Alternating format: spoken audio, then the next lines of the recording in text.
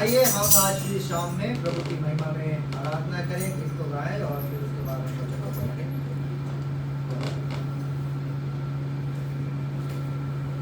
प्रभु जी, हम धन्यवाद देते हैं इस शाम में आपके प्रिय परिवार के लिए, आपके भक्त लोगों के लिए जिन्होंने अपना घर प्रभु अपनी इच्छा से आपके वचन को सुनने के लिए, स्वीकार करने के लिए खोला है। हमारी प्रार्थना इस घर के तमाम लोगों को आप आशीर्वाद में नवाजें प्रभु, अपनी उन्नति तरक्की में बढ़ाएं। यीशु मसीह के नाम से प्रार्थना मांगते हैं, आमीन। हम गीत गाएंगे, यीशु नाम मिला, यीशु नाम मिला, मेरा जीवन संवर गया। यीशु नाम मिला, यीशु नाम मिला, मेरा जीवन संवर गया, मेरा जीवन संवर संवर गया,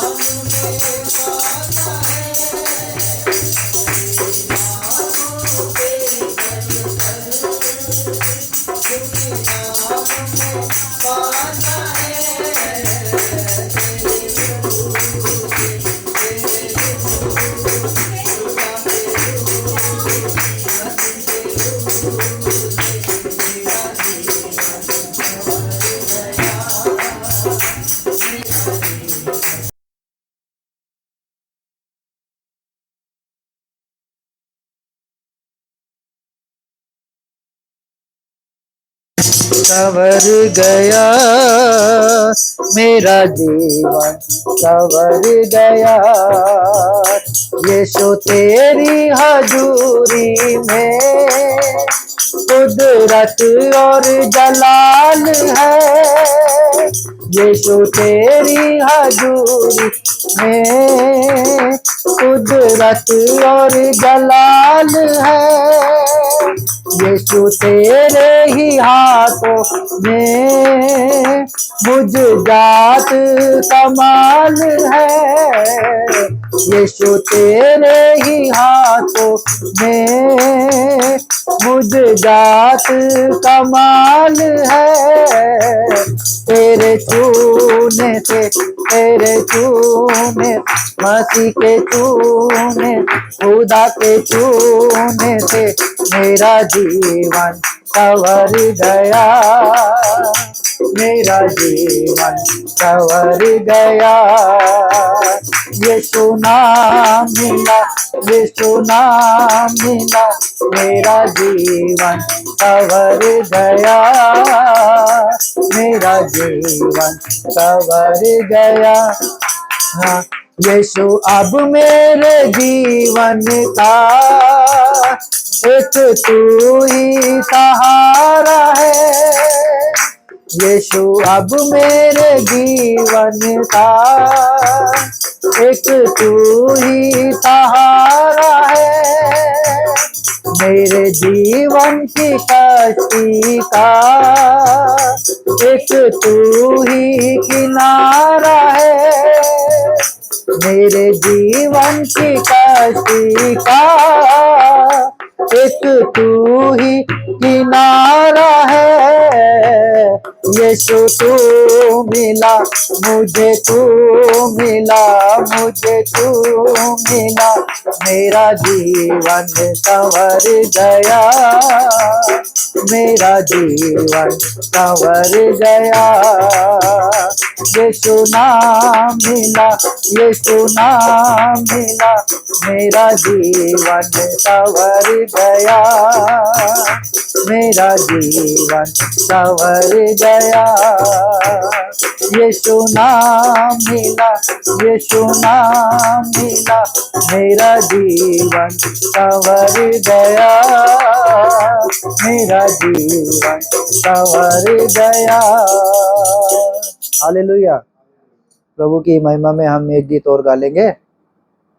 यीशु मेरे साथ है, यीशु मेरे अंदर है, उसको मैं पहने हूँ, मुझ में वो जिंदा है। छोटा सा भजन है और इसके पीछे पीछे भी आप गा सकते हैं तो बहुत अच्छा है। यीशु मेरे साथ है, यीशु मेरे अंदर है, यीशु को मैं पहने हूँ, मुझ में वो जिंदा है। गाइए।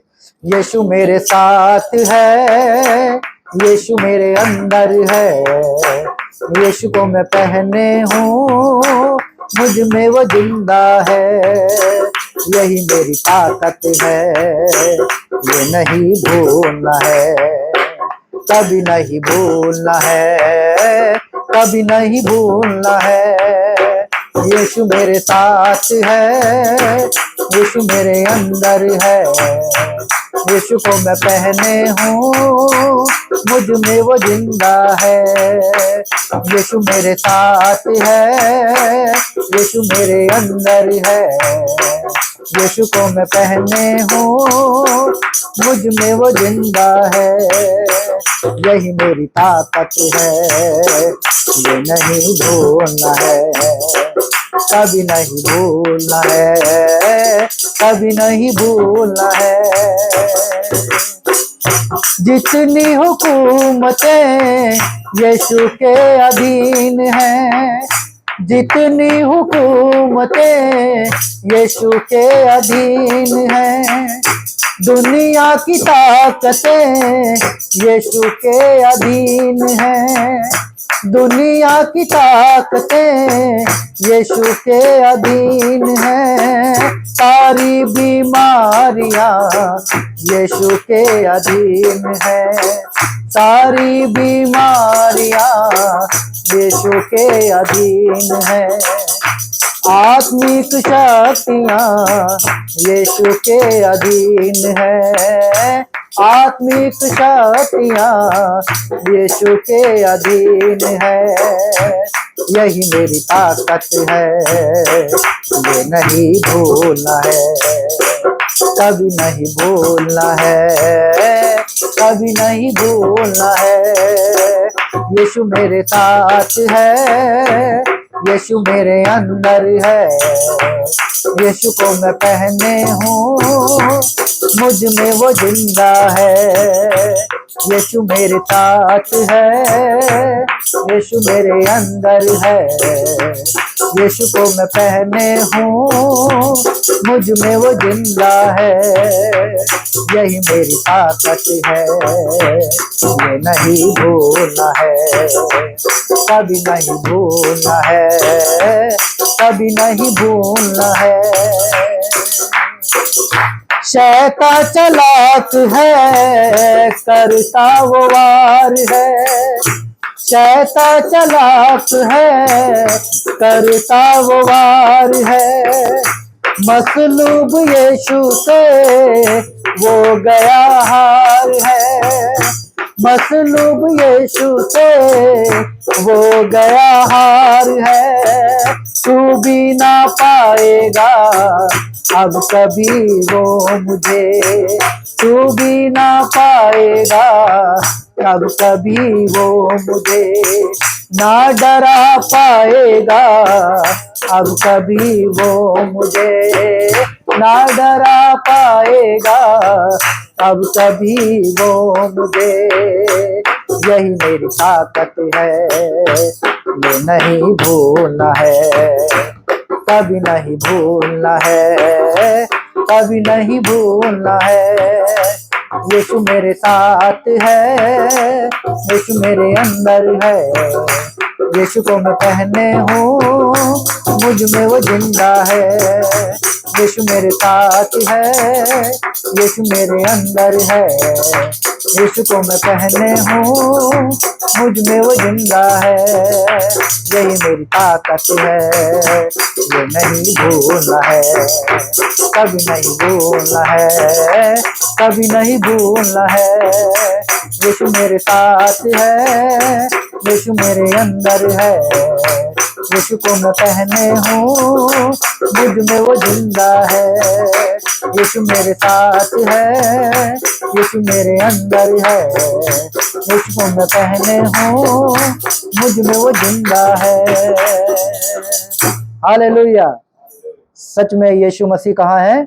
हमारे अंदर है। अब हमने उसको पहन रखा है, हमको कभी नहीं भूलना है ना। सो बहुत अच्छा ये गीत है, प्रभु की महिमा उसकी स्तुति के लिए। सो आज की शाम हम लोग परमेश्वर के वचन को पढ़ेंगे, सुनेंगे, जानेंगे। आप लोगों के जो क्वेश्चन थे, है ना, जैसे प्रभु भोज के विषय में और दशवांश के विषय में और किस विषय में, दाखरस के विषय में, दाखरस के विषय में, और हाँ वो प्रभु भोज में सारे वो आता है ना। प्रभु भोज का विषय है, दशवांश का विषय है, और चर्च का विषय है ना, कि चर्च क्या है। तो ये हम कोशिश करेंगे कुछ बातों को हम लोग जो है सीख पाएं। ये टॉपिक तो अपने आप में लंबे हैं, हर एक टॉपिक का क्लासेस अलग अलग हैं। सो हम कोशिश करेंगे उसको हम सीखें। तो सबसे पहले हम लोग सीखेंगे उद्धार के विषय में। इन सारी चीजों से हट करके उद्धार के विषय में क्या समझते हैं आप लोगों का? उद्धार हो गया है या नहीं हुआ है? हो गया। Very good. हाँ सही जवाब। हाँ लगा। Okay thank you. चढ़ गया पैर पे। उद्धार हो गया है, गारंटी है? हो गया। रेहान पुत्र ने कह दिया तो रेहान पुत्र ने कह दिया तो हो गया है। कैसे हुआ भैया, ये भी बता दो। जब हमने यीशु मसीह की आराधना करी।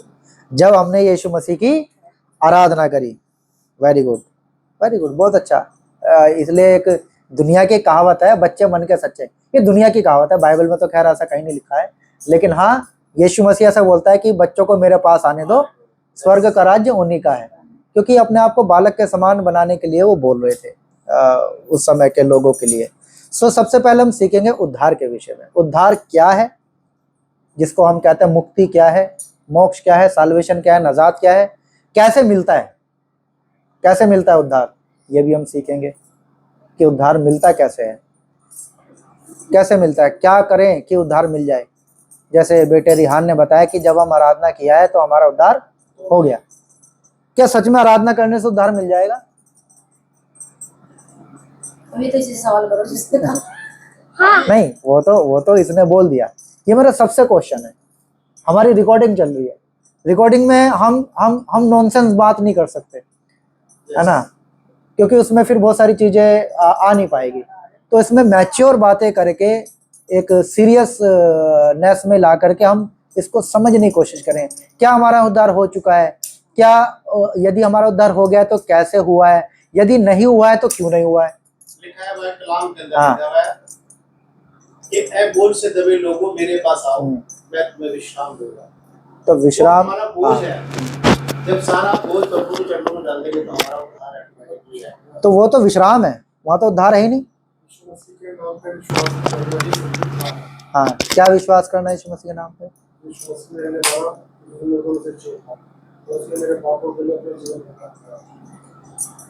Very good. उद्धार हमारे कर्म के आधार पे नहीं है। बाइबल में जो लिखा है उद्धार हमारे कर्म के आधार पे नहीं है। आप क्या सोचते हैं गीत गा लेने से उद्धार हो जाएगा, चंदा चढ़ाने से उद्धार हो जाएगा? क्या उपवास करने से, बाइबल पढ़ने से, किसी भी कर्म से उद्धार नहीं है।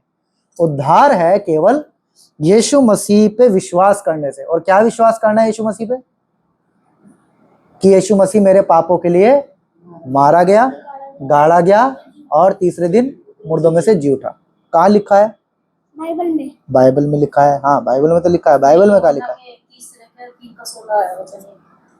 यूहन्ना 3:16 क्या है उसमें? उसमें तो यह है क्योंकि परमेश्वर ने जगत से ऐसा प्रेम किया कि अपना इकलौता पुत्र उसे दे दिया, ताकि जो कोई उसके नाम पर विश्वास करे वो नाश ना हो बल्कि अनंत जीवन। यूहन्ना जो 3 अध्याय लिखा गया था, तो वो जो 3 अध्याय बोल कौन रहा है? कौन बोल रहा है? देखो बाइबल में, अपनी अपनी बाइबल में, कि वो जो 3 अध्याय में वार्तालाप हो रही। बेटा अभी से खन खन खन छन छन दूर, अभी थोड़ी देर के लिए। परमेश्वर। हाँ परमेश्वर। हाँ कौन से परमेश्वर? 3 अध्याय को यदि हम यूहन्ना 3 अध्याय निकालें, वहां पे देखो किस किस कौन है, कौन बातचीत कर रहा है? यूहन्ना 3, हाँ 3 अध्याय 3:16 अभी आपने बोला आंटी जी, है ना, कि क्योंकि परमेश्वर ने जगत से ऐसा प्रेम किया कि उसने अपना इकलौता पुत्र दे दिया, ताकि जो कोई उसके नाम पर विश्वास करे वो नाश ना हो बल्कि अनंत जीवन पाए। तो यहाँ पे ये बोल कौन रहा है? कौन कौन कर रहा है बातचीत? 3 अध्याय का शुरू में देखेंगे यहाँ पे यीशु और निकोदेमुस नाम का एक व्यक्ति। बेटा पापा को भी बाइबल ला के दे दो। हाँ पापा को मैंने बाइबल दी थी। हाँ ले आओ ले आओ। पापा को दी थी। इंग्लिश पढ़ सकते हैं कोई? इंग्लिश अंग्रेजी पढ़ सकते हैं? हाँ ठीक है। हाँ अभी अभी मतलब रखो, जब बोलूंगा तब पढ़ना है, ठीक है? जब बोलूंगा जब पढ़ना है। तो यूहन्ना 3:16 में, कोई नहीं वो पढ़ लेगा, एक व्यक्ति को पढ़ना है। यूहन्ना अभी नहीं, देखो जब बोलूंगा, अभी आप रखो और जब मैं बोलूंगा। यूहन्ना 3 अध्याय में जो कन्वर्सेशन चल रहा है, बातचीत चल रही है, कौन कौन व्यक्ति बात कर रहे हैं यहाँ पे? यीशु मसीह और निकोदेमुस, है ना, दोनों की वार्तालाप चल रही है। तो ये 3 अध्याय का 16 वचन कौन बोल रहा है? निकोदेमुस को यीशु मसीह से बात कर रहा है। 2 व्यक्ति बात कर रहे हैं। 2 व्यक्ति में से ये 16 जो वचन है, ये कौन बोल रहा है? निकोदेमुस बोल रहा है या यीशु मसीह बोल रहा है? ये निकोदेमुस बोल रहा है। कहाँ लिखा है? 5 पद से इसका उत्तर शुरू हो जाता है, फिर 10 वचन में लिखा है। 5 पद से। हाँ सर। यीशु ने उत्तर दिया, मैं तुझसे सच सच कहता हूँ, हाँ। जब तक कोई मनुष्य जल और आत्मा से ना जन्मे तो वह परमेश्वर के राज्य में प्रवेश नहीं कर सकता। हाँ यीशु मसीह बोल रहा है। अब जो है 9 वचन पढ़ो, 9 वचन। निकोदेमुस ने उसको उत्तर दिया, ये बातें कैसे हो सकती तो यहाँ पे 2 व्यक्ति की बात चल रही है, एक निकोदेमुस और एक यीशु मसीह। तो यीशु मसीह कुछ पूछते हैं, फिर यीशु मसीह उत्तर देता है। यीशु मसीह कुछ बोलता है तो निकोदेमुस क्वेश्चन पूछता है। अब 10 वचन को यदि पढ़ेंगे, वहां पे इसका आंसर लिखा है, यीशु ने सुनकर के उससे कहा कि तू इजराइलियों का गुरु होकर भी इन बातों को नहीं समझता। फिर वहां से कंटिन्यू यदि आप पढ़ेंगे आगे तक, तो यीशु मसीह ही बोलता चला जा रहा है। तो जो 16 वचन है वो कौन बोल रहा है? यीशु मसीह बोल रहा है। किसको बोल रहा है? निकोदेमुस को बोल रहा है कि तुमको क्या करना जरूरी है? परमेश्वर के पुत्र पर विश्वास करना जरूरी है, उस पुत्र पर जो इकलौता पुत्र है। क्योंकि परमेश्वर ने जगत के लिए इकलौता पुत्र दिया, ताकि जो कोई इसके नाम पर विश्वास करे वो नाश ना हो बल्कि अनंत जीवन। अच्छा, जिस समय यीशु मसीह बोल रहा था उस समय क्या यीशु मसीह मर गया था या जिंदा था? यीशु मसीह तो जिंदा था। तो विश्वास क्या करें फिर? यहाँ 3:16 में लिखा है कि उसके नाम पर विश्वास करें। जैसा भैया ने बताया, चिकू भाई ने, कि उद्धार कैसे होता है? ये विश्वास करने से कि यीशु मसीह मेरे पापों के लिए मारा गया, गाड़ा गया, तीसरे दिन मुर्दों में से जी उठा। लेकिन यहाँ तो भी जिंदा है, मारा ही नहीं गया, तो विश्वास क्या करें यहाँ पे? समझ में आ रहा है मैं क्या समझाना चाह रहा हूं? हाँ। ये जो घटना है ये यीशु मसीह के मरने से पहले की लिखी हुई है, और जो वचन आपने बताया वो यीशु मसीह के मरने के बाद की बात है। तो अब कौन सा पकड़ें, कौन सा हमारे लिए? यहां तो यीशु मसीह जिंदा है, तो क्या विश्वास कर लेगा फिर? निकोदेमुस क्या विश्वास करेगा? इसमें लिखा है जो कोई उस पर विश्वास करेगा हाँ। वह नष्ट ना हो हाँ और अनंत जीवन पाए। ठीक है, उस पर विश्वास करेगा, विश्वास, उसी पे। विश्वास क्या करना है? वो ये बता रहे हैं कि यहाँ पे तो ये जिंदा है और हाँ। जो उस वचन में वो मारा गया है, तो किस पे विश्वास करें? मरने वाले पे, जिंदे वाले? दोनों जगह विश्वास के बारे में लिखा है। एक जगह निकोदेमुस को यीशु मसीह बोल रहा भैया तुमको विश्वास करना है परमेश्वर के इकलौते पुत्र पे। तो इस समय जब वो जिंदा है तो जिंदा होते हुए क्या विश्वास करेगा निकोदेमुस?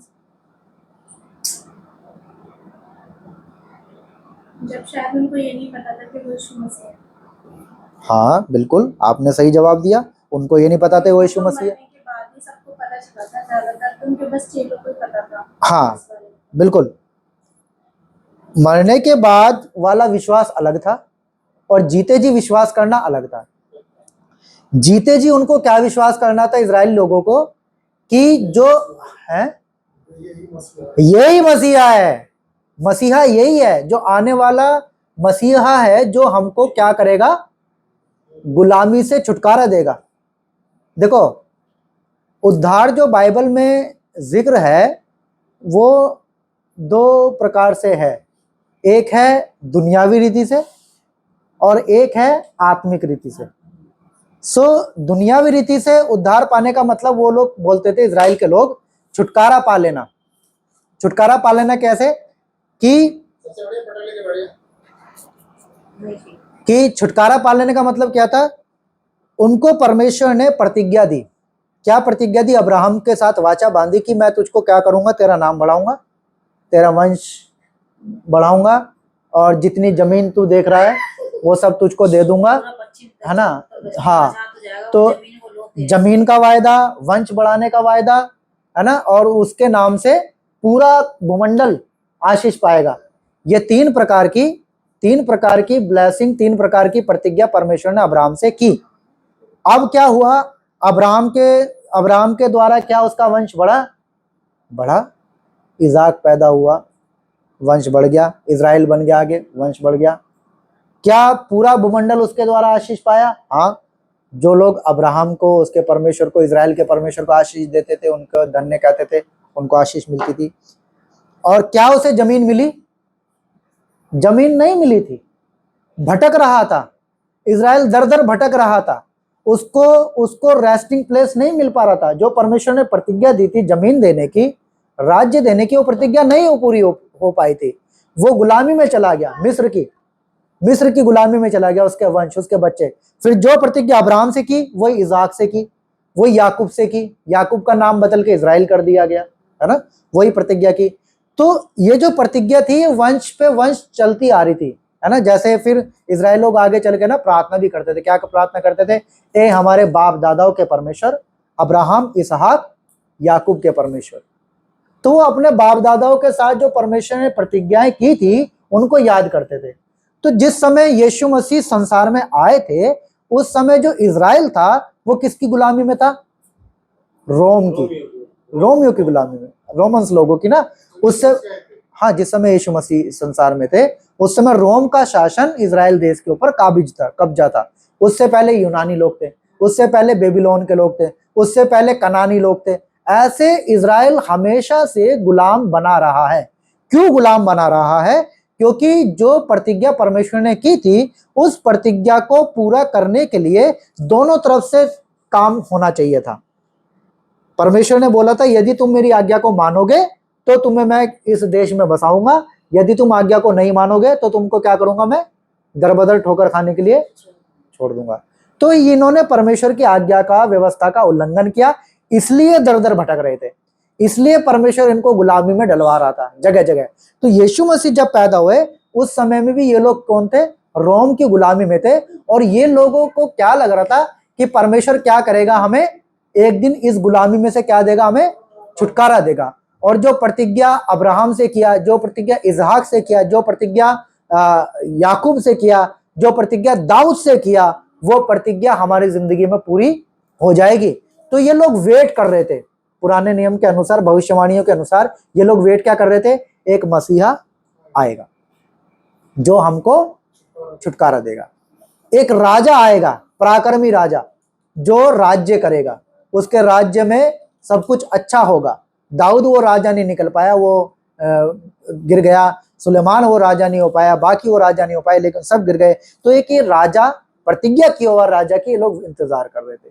तो जब यीशु मसीह आए, भविष्यवाणियों के अनुसार सारी बातें उसमें फिट हो रही थी, लेकिन उसका जो जन्म है, उसका जो वो पैदा कैसी जगह पे किस प्रकार से होगा, ये भविष्यवाणियों में लिखा हुआ नहीं था।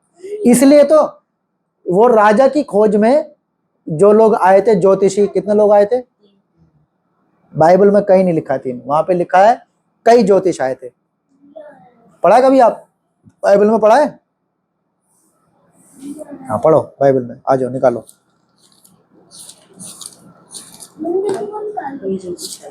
हाँ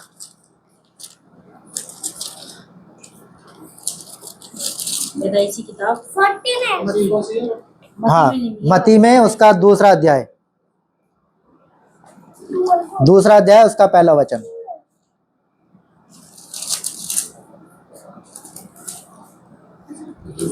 दूसरा अध्याय पहला वचन, मती क्या लिखा है, पढ़ो। हाँ ये रहा ना। हाँ ज्योतिषों का आगमन। हाँ हेरोदेस राजा के दिनों में जब यहूदियों के बैतलहम में यीशु का जन्म हुआ, हाँ तो पूर्व से कई ज्योतिषी हाँ, कितने आए? 1 2 3 कई आए थे, कई आए थे, लेकिन हम लोग हमको, कोई गिनती नहीं। हाँ, लेकिन हमको क्या लगता है कितने ज्योतिष आए थे? 3 आए थे। और कहीं बाइबल में इन ज्योतिषों के आगमन के विषय में लिखा ही नहीं है।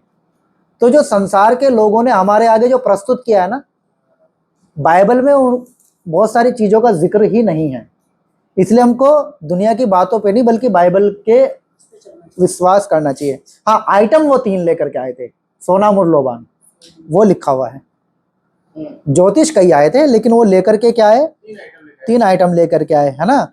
सोना मुर लोबान वो लेकर के आए थे, और उनको आकर के उन्होंने ये, यदि आप 11 वचन पढ़े वहां पे लिखा हुआ है ना, 11 वचन में लिखा हुआ है, अपना थैला खोल करके सोना, लोबान और गंधरस की भेंट चढ़ाई। आइटम 3 लाए थे, पर ज्योतिष कितने आए थे? कई आए थे। सो ये चीजों को हमें सीखना पड़ेगा। तो ये राजा, ये भविष्यवाणी पुराने नियम में नहीं लिखी हुई थी। वो लोग तो कहां गए थे ढूंढने के लिए, राजा कहां पैदा होना चाहिए? राजघराने में, राजमहल में। लेकिन यीशु मसीह कहां पैदा हो गया? चरनी में। तो इसीलिए जब यीशु मसीह बड़ा होकर के सेवकाई करने लगा, उसको कोई पहचान नहीं पा रहा था कि यही मसीहा है, यही वो राजा है। तो जब वो बपतिस्मा लेते हैं तो आकाश से क्या होती है? भविष्यवाणी होती है। कबूतर की तरह क्या उतरता है? आत्मा उतरता है। कबूतर उतरता है या कबूतर की तरह? हाँ, कबूतर की नाई, है ना, बाइबल में ये लिखा है। कबूतर नहीं उतरा। कबूतर कोई पवित्र आत्मा का सिंबल नहीं है। आज काफी जगह पे चर्च में भी, बैनर में भी पता नहीं लोग कबूतर बना देते हैं। कबूतर पवित्र आत्मा नहीं है। कबूतर जैसे आपने कभी देखा होगा, कबूतर कैसे उतर रहा है, तो पवित्र आत्मा ऐसे उतरा कबूतर की तरह, कबूतर नहीं उतरा। तो ये सिंबॉलिक लैंग्वेज है, इसको हमें समझना पड़ेगा, बाइबल को ढंग से जो है पढ़ना पड़ेगा। सो और वहां पे क्या भविष्यवाणी हुई? क्या भविष्यवाणी करी परमेश्वर ने? ये मेरा प्रिय पुत्र है, इसकी सुनो। उससे पहले यीशु मसीह परमेश्वर का पुत्र है, किसी को नहीं पता था मरियम के अलावा। पवित्र आत्मा ने उसको बोला था कि जो तेरे बेटा होगा, किसका पुत्र होगा? वो परम प्रधान परमेश्वर का पुत्र कहलाएगा, है ना। वो तेरा बेटा नहीं होगा मरियम, वो किसका बेटा होगा? परम प्रधान परमेश्वर का पुत्र होगा। सो इसलिए लोग बाग यीशु मसीह को पहचान नहीं पा रहे थे। तो यूहन्ना बपतिस्मा दाता को ये बात पता थी जब वो भविष्यवाणी हुई कि ये मेरा प्रिय पुत्र है, इसकी सुनो। लेकिन बाकी पूरे इजराइल को नहीं पता था कि ये परमेश्वर का पुत्र है, ये वो राजा है आने वाला, ये वो मसीहा है। तो इसीलिए जब हम यूहन्ना 3 में पढ़ते हैं तो मसीहा, यीशु मसीहा निकोदेमुस को वही बोल रहे हैं कि तुमको क्या करना है, परमेश्वर के इकलौते पुत्र पर विश्वास करना। तो यहां पे जो विश्वास है यूहन्ना 3 तक, ये कौन सा विश्वास है?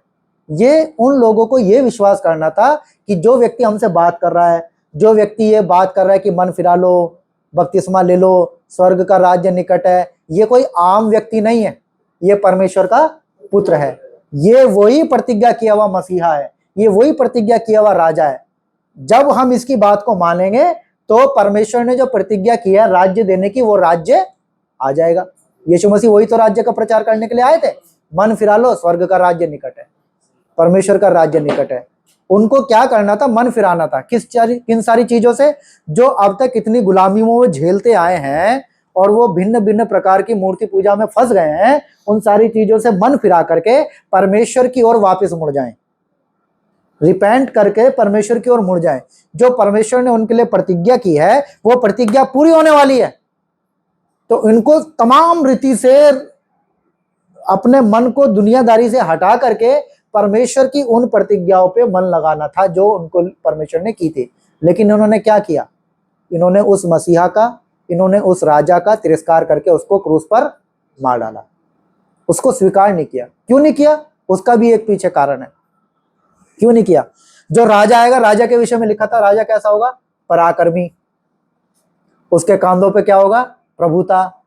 यशाया में लिखा है ना कि वो पराक्रमी होगा। तो इन लोगों का मानना यह था कि जैसे परमेश्वर ने पहले राज्य दिया था राजा दाऊद को, लड़ाई जितवा करके, ये राजा तो उससे भी ज्यादा पराक्रमी है, वो तो आते ही तहस नहस कर देगा।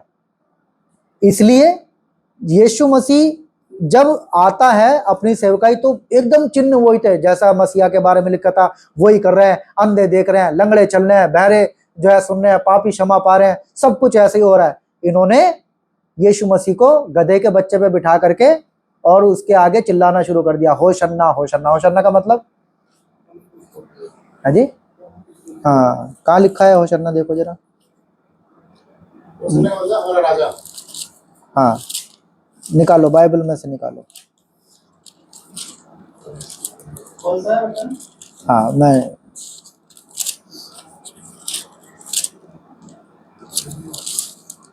21, मत्ती 21, मत्ती का 21 और उसका 9 वचन का लास्ट में। मत्ती 21 उसका 9। भीड़ आगे आगे जाती है, पीछे पीछे चली जाती। हाँ कहती दाऊद की संतान। हाँ, आगे। धन्य है वह प्रभु, वह धन्य है वह जो प्रभु के नाम से आकाश में होसन्ना। होसन्ना का मतलब? जब देश में प्रवेश किया। ना ना ना, होसन्ना का मतलब, प्रभु की स्तुति। हाँ, आपकी बाइबल में देखो नीचे ना छोटे छोटे कुछ अक्षर लिखे हुए हैं, कभी पढ़ा है उसके बारे में? हाँ, क्रॉस रेफरेंस। ये हाँ, 9 नंबर देखो, 9 नंबर में क्या लिखा हुआ है?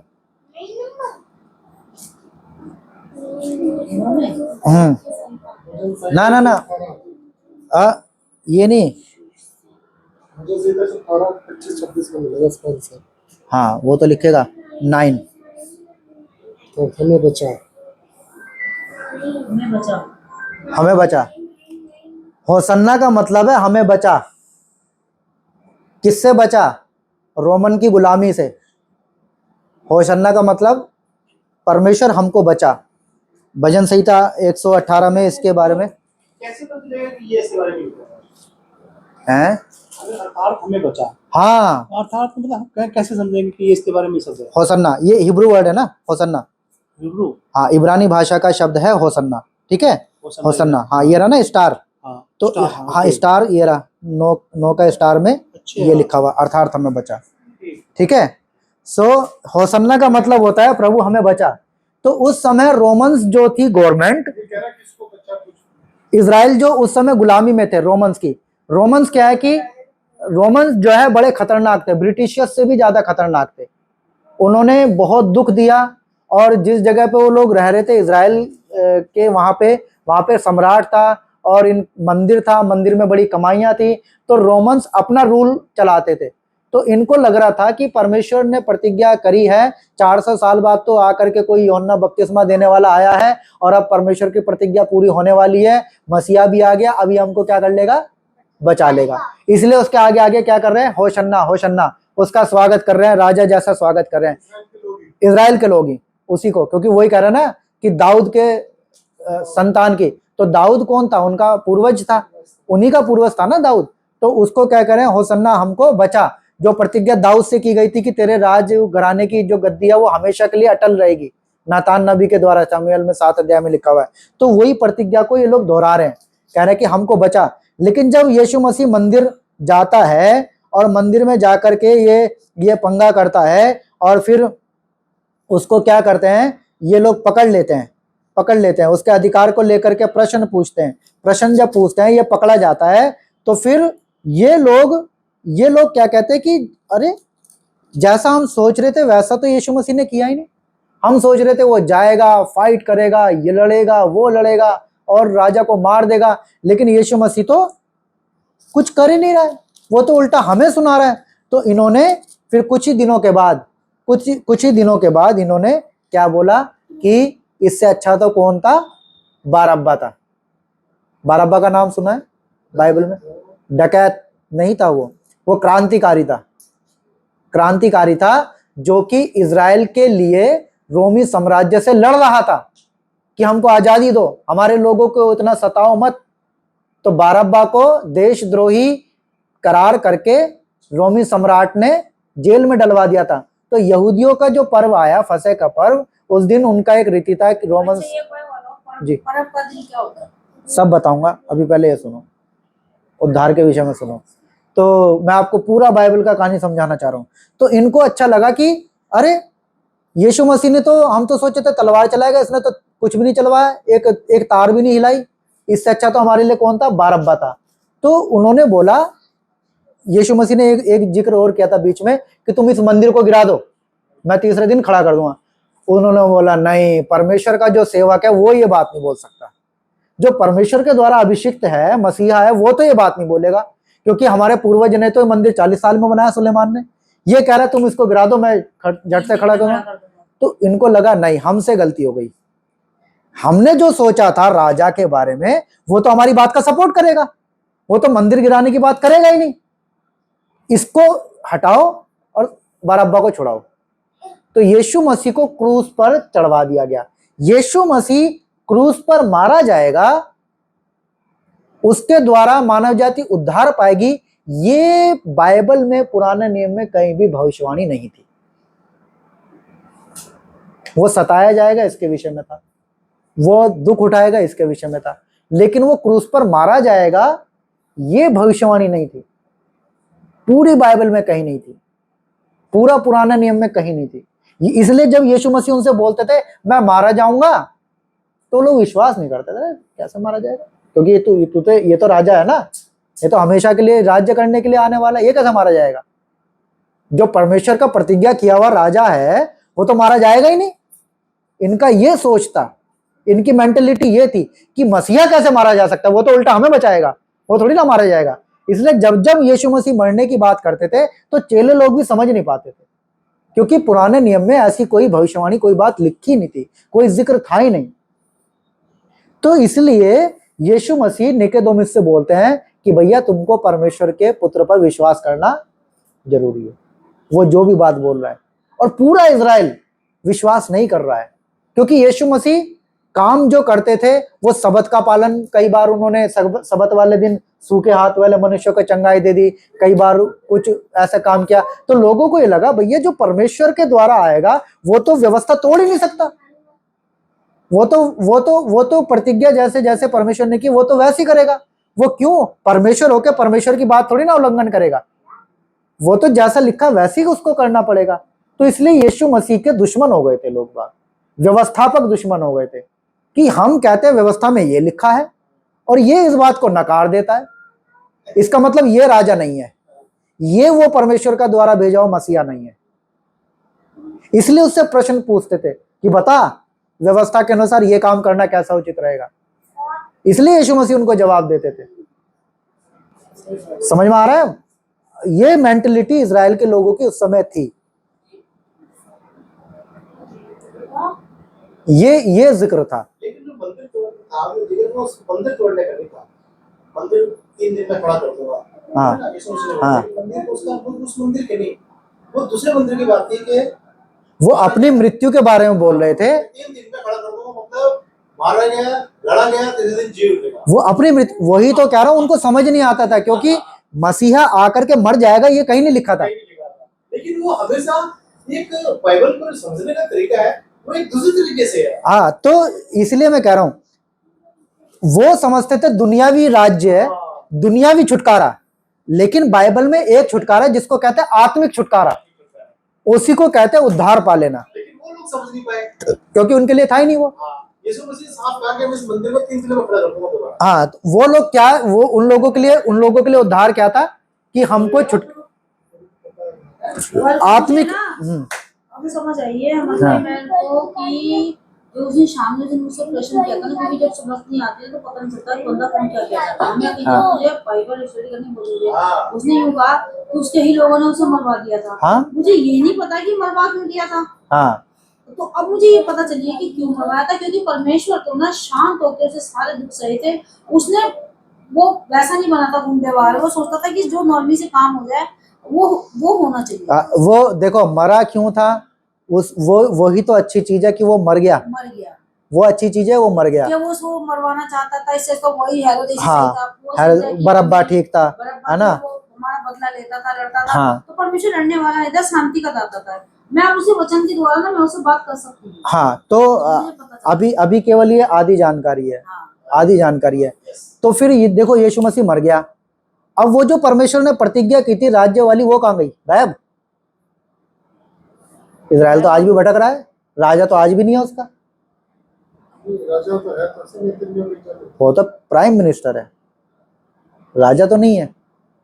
एक ऐसा राजा जो राज्य करेगा, जिसके राज्य में कभी कोई दुख नहीं होगा। इजराइल को तो आज भी सता रहे हैं अरेबियन कंट्रीज। प्रेसिडेंट नहीं है इसका, इजराइल को नहीं, प्राइम मिनिस्टर है।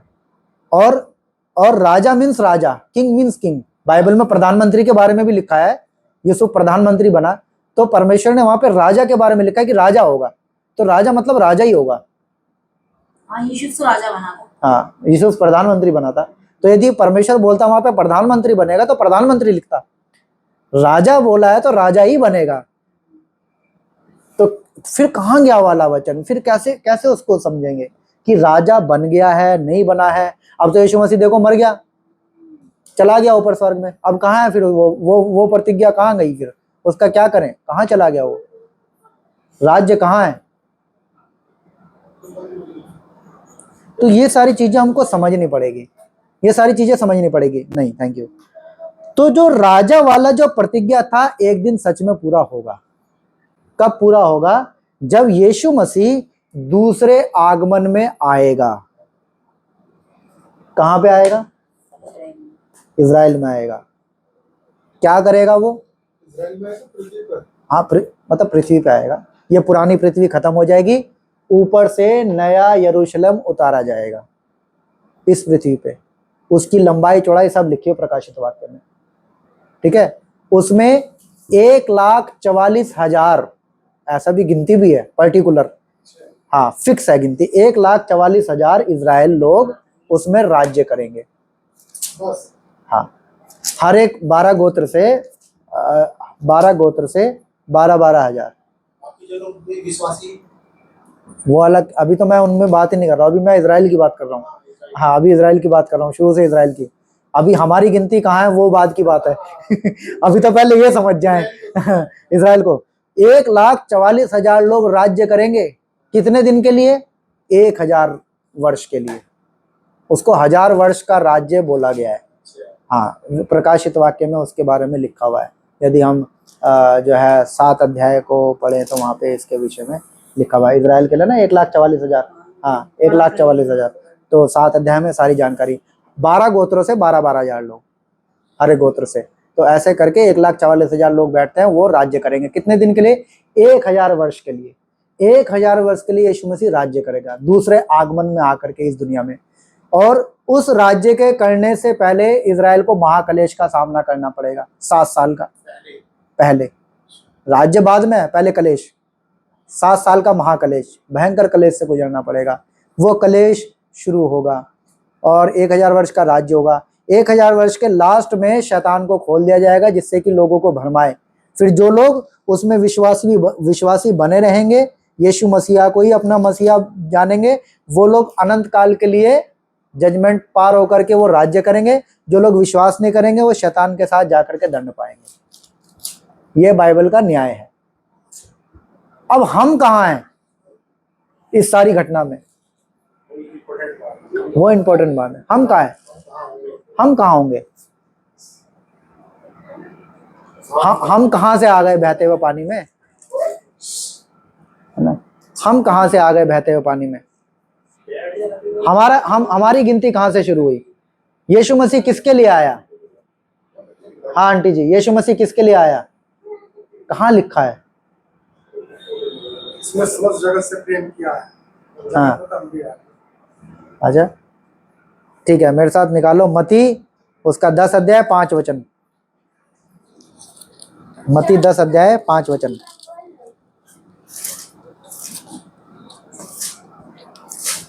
पाँच और छह। को यीशु ने ये आज्ञा देकर भेजा, हाँ। अन्य जातियों की ओर न जाना। हम कौन है? अन्य जाति। ये जातियां बनाई किसने? परमेश्वर ने बनाई।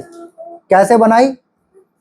अब्राहम से अपनी एक जाति बना ली और बाकी पूरे संसार को अन्य जाति बोल दिया। अपनी जाति को क्या बोला परमेश्वर ने? इजराइल। ये मेरी जाति है, बाकी पूरा भूमंडल अन्य जाति। कौन? हाँ मैं यही डिस्कस कर रहा था। हाँ यही डिस्कस कर रहा था मैं। हाँ हाँ ठीक है। एक पर्सनल है परमेश्वर की जाति और बाकी पूरे संसार को अन्य जाति। तो यहाँ पे क्या बोल रहा है वो? ये बोल रहा है यदि 10 का 5 में कि अन्य जाति की ओर मत जाना। और सामरियों को किसी नगर में प्रवेश ना। सामरी कौन है? छोटी जात तो हम भी हैं। सामरी कौन है? अच्छा सामरी की कहानी कहीं और पढ़ी आपने बाइबल में? पानी पिलाने वाली। पानी पिलाने वाली क्या बोलती है यीशु मसीह से? ये कुआं किसका है? मैं तेरे को पानी पिलाऊंगी, तेरे ऊँटों को भी पानी पिलाऊंगी। वो ना, नहीं, वो तो उसका था। सामरी स्त्री तो थी वो। नहीं, वो छोटी जाति की थी ना कि परमेश्वर ने कहा था मुझे पानी पिला, तो वो कहती थी मैं तेरी नीची जाति से हूँ, मैं तुझे पानी कैसे पिला दूं? ऐसा नहीं लिखा है। हाँ ये यूहन्ना 4 अध्याय उसका 4 अध्याय में है। हाँ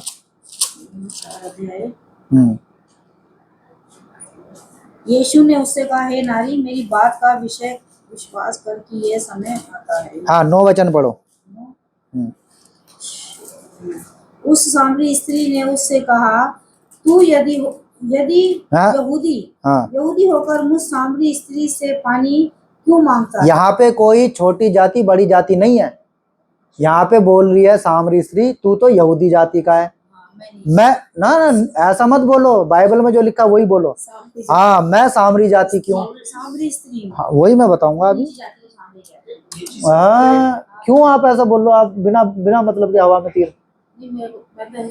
ना सुना छोड़ो, बाइबल में जो लिखा वही। आप किसी को भी ऐसे नहीं बोल सकते। हाँ कुछ भी ना तो घटाना ना बढ़ाना है। हाँ यहाँ पे हाँ ये बड़ा डेंजरस गेम है ये, बाइबल का प्रचार करना हल्का नहीं है ये। हाँ यहाँ पे लिखा है, तू यहूदी होकर के मुझ सामरी स्त्री से पानी क्यों मांगता है?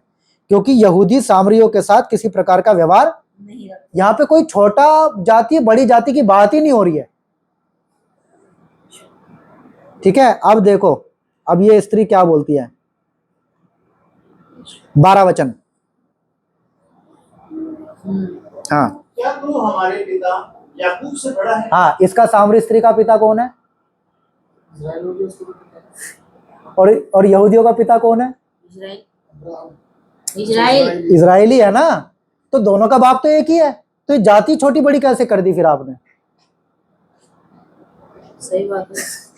अब मैं आपकी बात का आपसे प्रश्न पूछ रहा हूं, जो आपने सुना है या जो आप बोल रहे हो कि ये छोटी जाति है बड़ी जाति, दोनों का बाप तो एक ही है। और परमेश्वर ने तो पूरी इजराइल जाति को अपनी महिमा के लिए चुन लिया था, अपना वंश होने के लिए चुन लिया था। उसने तो किसी को छोटी जाति किसी को बड़ी जाति नहीं बनाया इजराइल में से 12 गोत्रों को। तो ये फिर हम क्यों बोलते हैं कि ये छोटी जाति वो बड़ी जाति? सिर्फ मिल मिलाप के लिए लिखा है कि हाँ क्योंकि यहूदी सामरियों के साथ इसी प्रकार का व्यवहार नहीं रखते। हाँ, अब ये सामरी है कौन? सामरी कौन है? इसको हमें समझना पड़ेगा। सामरी कौन है? अब देखो एक चीज और देखो, 20 वचन। हमारे बाप दादाओं ने इसी पहाड़ पर आराधना की। हाँ, किसके बाप दादों ने? हमारे बाप कौन बोल रही है? कौन? ये लेडीज बोल रही है, सामरी स्त्री। हमारे बाप दादों ने इसी पहाड़ पे आराधना किया, यीशु मसीह जहाँ बैठे हुए थे। कोई अब्राहम इसहाक इस्राएल। हाँ, वही उसके बाप दादा है, वही यीशु मसीह के भी बाप दादा है। दोनों का बाप तो सेम है। सेम। तो कैसे छोटी बड़ी जाति हो गई? तो ये परमेश्वर में आके ही तो लोग बात छोटी बड़ी जाति नहीं करते हैं। ना ना ना ना ना ना ना, बात करते हैं छोटी बड़ी। मैं यहाँ पे अभी तो हिंदू धर्म की कोई बात ही नहीं हो रही है, तो इजराइल की बात हो रही है। चीज के लिए ये चर्च में जाके नहीं होती है वो जाति वाती कुछ बड़ो। चर्च में करते हैं वो। चर्च में ही तो कर रहे हैं। सामरी स्त्री छोटी जाति, कौन बता रहा है ये बात? पास्टर ही तो बता रहा है। पास्टर ही तो बता रहा है सामरी छोटी जाति है, लेकिन बाइबल में तो नहीं लिखा है छोटी जाति है। कोई पंडित तो नहीं बता रहा कि उसे तो पता भी नहीं सामरी है कौन।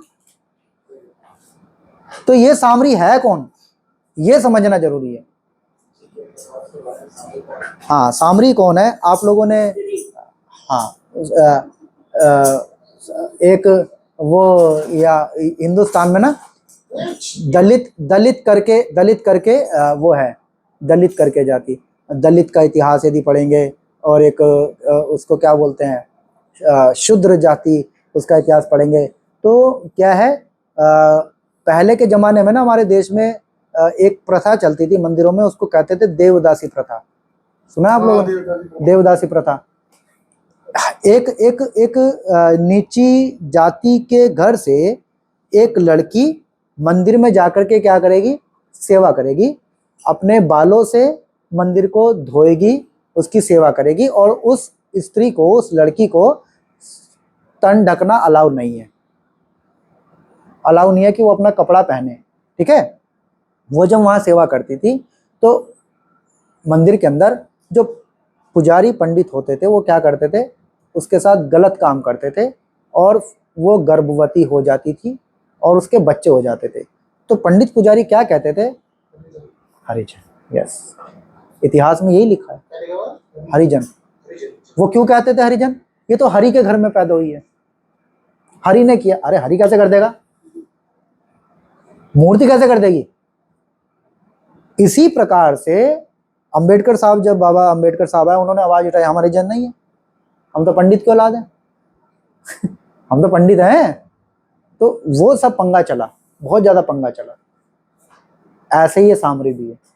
जब जब यहूदी लोग भिन्न भिन्न जगह पे भटकते फिरते थे और इन गुलामियों से होकर के जाते थे, ये वहां की स्त्रियों के साथ संबंध बनाते थे, और जबकि वचन में लिखा हुआ था कि तुमको पराई जाति के लोगों के साथ विवाह नहीं करना है, तुमको अपनी उसमें करना है, तो ये लोग क्या करते थे? उन स्त्रियों को पैदा करके बच्चे छोड़ देते थे, और अपने भी धर्म में उसको नहीं लाए और उनके धर्म से भी उनको निकलवा दे। तो ये सामरी कहलाते थे लोग, सामरी। और ये लोग कहाँ रहते थे? ये इजराइल के अंदर ही रहते थे, लेकिन कहाँ? नगर के बाहर। इनको मंदिर के अंदर आने की अनुमति नहीं थी, क्योंकि ये पूर्ण रीति से यहूदी नहीं थे, ये मिक्स थे, मिक्स ब्रीड जिसको कहते हैं। ऐसे ही ये सामरी थे। तो इनके बच्चे कौन हुए? इनके बच्चे भी तो इजराइल के ही लोग हैं, यहूदी तो हैं। तो इसलिए लेडीज क्या बोल रही है? यीशु मसीह से तर्क कर रही है कि हम सामरी हैं, हमारा बाप भी याकूब है, लेकिन तू तो यहूदी है, तो उनसे बड़ा कैसे हो गया? तू उनसे बड़ा कैसा हो गया? तू मुझसे पानी क्यों मांग रहा है? यही तर्क चल रहा है। यहाँ पे जाति छोटी बड़ी वाला सिस्टम नहीं है। यहाँ पे है ये लोग इनलीगल जो मैरिटल अफेयर्स कहते हैं ना, वो थे, या नाजायज बच्चे इजराइल के, वो थे सामरी। परमेश्वर ने मना करी थी, इसलिए अब्राहम को बोला खलड़ी का खतना कर। क्यों कर? जिससे कि उनको परमेश्वर इनको भटकाने वाला था आने वाले दिनों में ना, ये दूसरे से संबंध ना बनाए। वो लड़की जान ले कि ये यहूदी है, लेकिन तब भी ये बाज नहीं आए। इन्होंने शादी किए, विवाह किए और जाकर के कबूतर चढ़ा देते थे, मेढ़ा चढ़ा देते थे। ये सोचते थे पाप तो क्या हो गए। समझ में आया क्या झोल चल रहा था? यही तो इसीलिए पूरा इजराइल भटक रहा था। तो यीशु मसीह क्या बोलता है वहां पे, तुम अन्य जातियों की ओर मत जाना। और सामरी तो उसके ही खानदान के लोग हैं, कह रहा है उसके पास भी मत जाना। सामरी तो उसी के बाप दादाओं के, उसी के वंश के लोग हैं ना। यीशु मसीह अपने चेलों से क्या बोल रहा है, उसके यहां भी मत चले जाना। किसके पास जाना? वहीं 10:5 मती में। 10:5 हाँ, मती 10:5। इन 12 को यीशु ने आज्ञा देकर कहा, भेजा, अन्य जातियों की ओर ना जाना और सामरियों के किसी नगर में प्रवेश ना करना। यस, परंतु इजराइल के घराने की खोई हुई भेड़ों के पास जाना। खोई हुई भेड़ मतलब जो लोग भटक गए हैं इजराइल के ही, लेकिन भटक गए हैं। कैसे भटक गए थे वो लोग? वो लोग व्यवस्था पालन ना करके भटक गए थे, संसार में उलझ गए थे। उन्हीं को बचाने के लिए यीशु मसीह बोल रहा है अपने चेलों को, जाकर के उन्हीं को बताना मसीहा आ गया है, वो मसीहा के साथ हम रह रहे हैं, वो मसीहा की बात पे विश्वास कर लो। वही राजा है आने वाले युग का, वही आने वाले दिनों का मसीहा, वही तुमको छुड़ाएगा गुलामी से। यही प्रचार अभी भी यीशु मसीह जिंदा है 10 अध्याय में भी। तो चेले को क्या प्रचार करना था जाके? यही तो प्रचार करना था कि मसीहा जिसकी प्रतिज्ञा की थी वो कहाँ है? आ गया है यरूशलेम में, हम उसके साथ रहते हैं। ये इजराइल पूरे में भटका हुआ था, पूरे संसार में फैला हुआ था, पूरे संसार में फैला हुआ था। तो 12 प्रेरितों की जिम्मेदारी ये थी कि पूरे संसार के इजराइल के पास जाएं और जाकर के प्रचार करें कि पुराने नियम में जो भविष्यवाणी परमेश्वर ने की थी, उस भविष्यवाणी के अनुसार एक मसीहा आ गया है, उसका नाम यीशु है। वो वहां पे पैदा हो गया है, हमने चमत्कार देखे हैं, हमने उसके साथ रहे हैं, हमने उसके साथ सेवकाई कर रहे हैं, हमने वो भविष्यवाणी उसमें पूरी होती हुई देखे। तुम भी आ जाओ, मन फिरा लो, छोड़ दो ये भारत देश, वापस चलो इजराइल। अब तो हमारा राजा आ गया, राज्य होने वाला है, तुम क्यों भटक रहे हो दर बदर? तो ये प्रोसेस चल रहा था उस समय में, ये राज्य का प्रचार चल रहा था। अन्य जातियों की ओर जाने के लिए मना किया था। Romans 15:8, Romans 15:8, Romeo 15:8।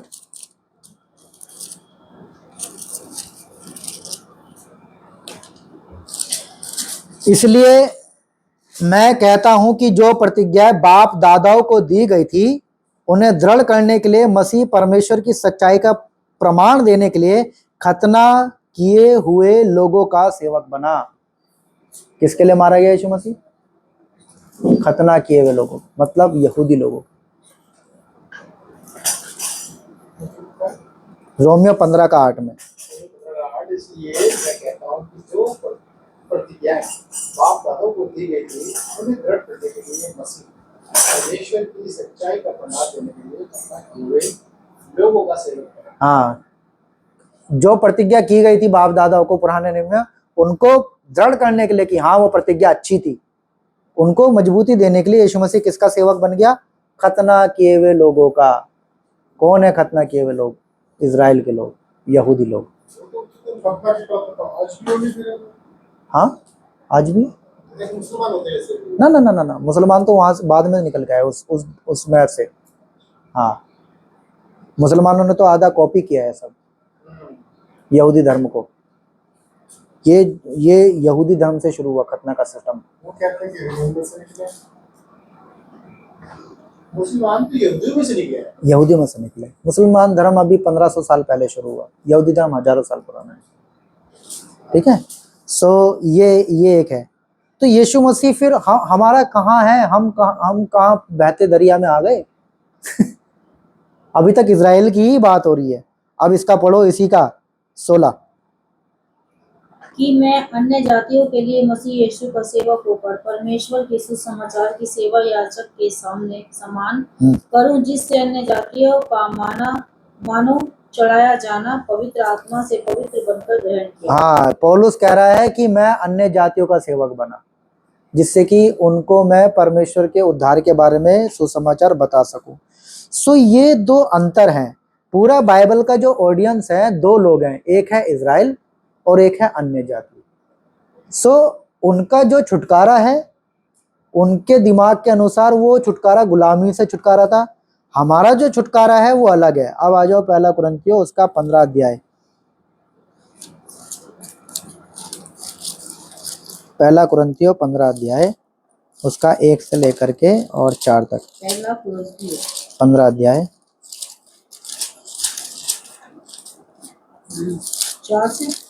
1 से 4।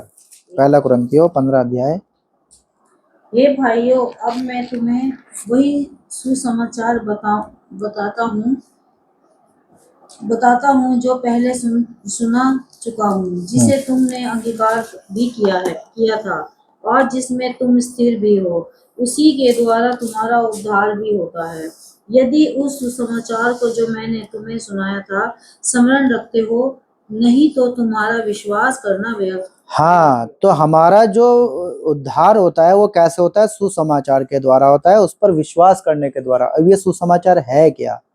हाँ, 3 वचन।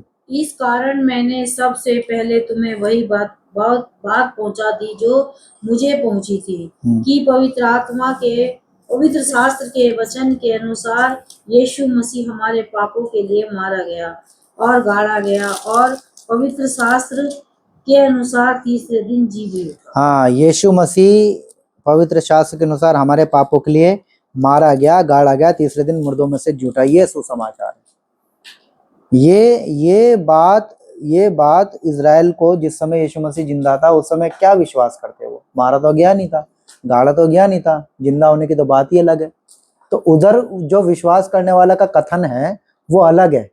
यूहन्ना 3:16 में जो विश्वास करना है वो उसके जीते जी उसकी बातों पे विश्वास करना है, जो इजराइल के लिए था। हमें क्या विश्वास करना है? हमें ये विश्वास करना है कि यीशु मसीह हमारे पापों के लिए मारा गया, गाड़ा गया, तीसरे दिन मुर्दों में से जी उठा। हमारी जो कहानी होती है ना, वो यीशु मसीह के क्रूस से शुरू होती है, अन्य जातियों की, ना कि उसके पैदा होने से।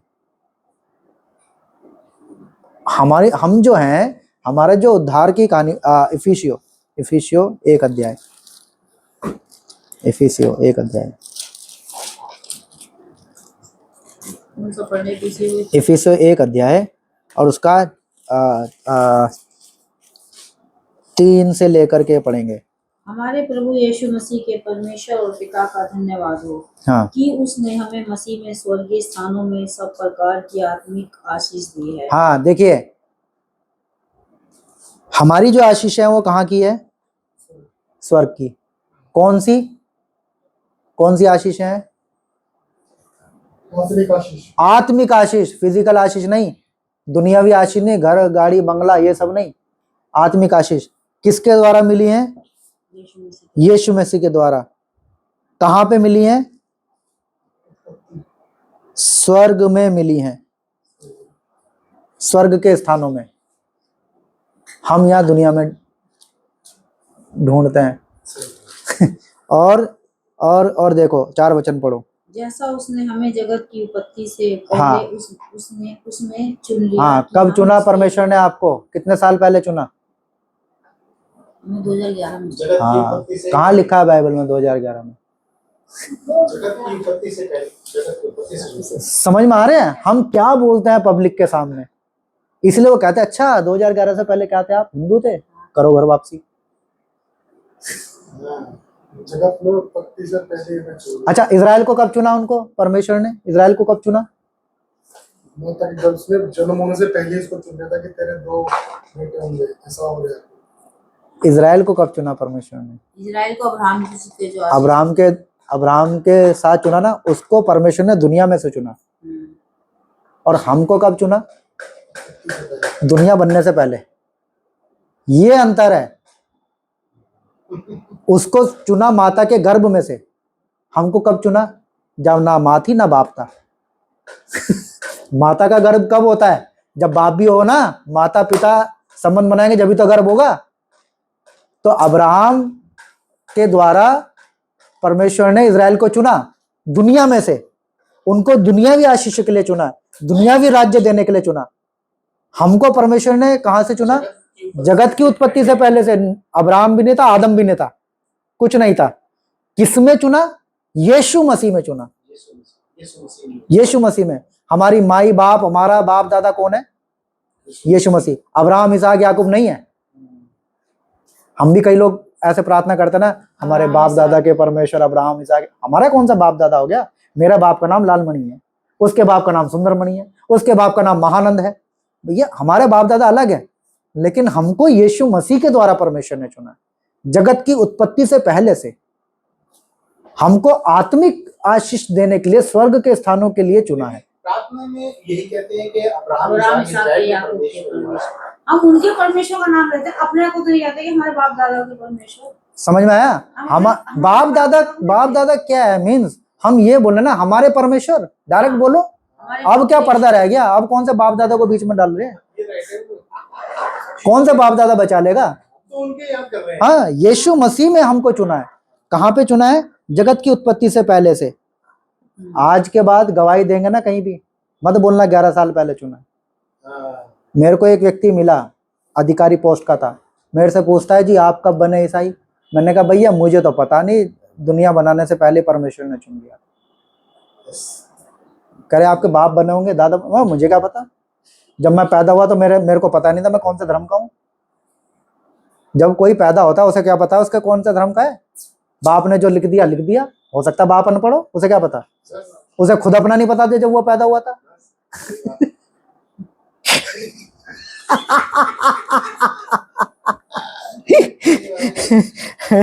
और क्यों चुन लिया?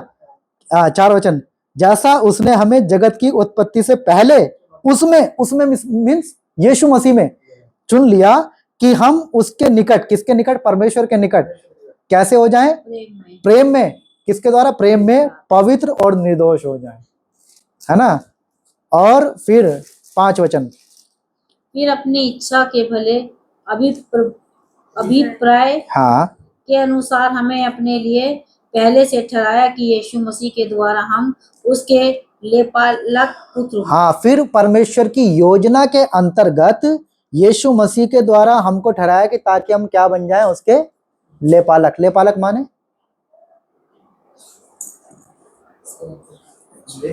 लेपालक पुत्र, हाँ, उसके बच्चे। लेपालक मीन्स, लेपालक मीन्स यस। ये थोड़ा सा क्या हो सकता थोड़ा नहीं, पूरा बताएंगे। पूरा क्या हो सकता है? लेपालक माने होता है गोद लेना। है? लेपालक, गोद लेना। गोद लेना, एडॉप्टेड। ये कौन सी वो है? क्या भाषा ये हिंदी है? लेपालक माने हिंदी। हाँ, गोद लेना उर्दू वर्ड है। अच्छा, गोद लेना उर्दू में। अच्छा, नेपालक हिंदी। और शुद्ध हिंदी में देखा जाए तो उसको कहते हैं दत्तक। दत्तक। हाँ, लेपालक को शुद्ध हिंदी में दत्तक पुत्र। चलो हमें तो गोद लिया। हाँ, जो हमारी पीढ़ी हुई है ये भी गोद लेने के लिए जाएगी। कौन लोग गोद के लाया जाएगा? वही तो है, कौन यीशु मसीह पे विश्वास करता है वही तो है। ये थोड़ी ना कि हर किसी को, जो विश्वास करेगा उसको तो गोद लिया जाएगा। फिर तो फायदा क्या है उसका क्रूस पे मरना था? सारे संसार को ऐसे बचा लेता तो वो भरी जवानी में आके मर गए यीशु मसीह। जवान भी नहीं होते सही से। हाँ, समझ में आया? तो पहले से उसने लेपालक को, ठंडा सा समझ में आया? So we are adopted. हम लोग गोद लिए हुए हैं। हम गोद लिए हुए हैं यीशु मसीह के द्वारा। जब गोद लिया जाता है तो क्या होता है कि जितनी बाप की, माँ की जो भी संपत्ति है, जितना राइट्स फिर एक खुद की संतान पे होता है, उतना ही राइट्स फिर गोद लिए संतान के भी होते हैं।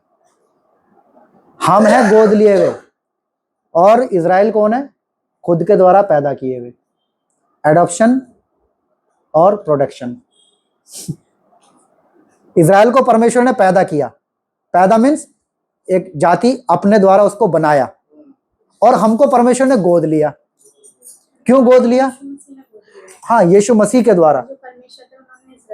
हाँ, मतलब यीशु मसीह भी परमेश्वर है, उनको परमेश्वर ने दुनिया में से चुना, उनको पैदा किया। ऐसा लिखा है कि इज़राइल मेरा पहलौठा है।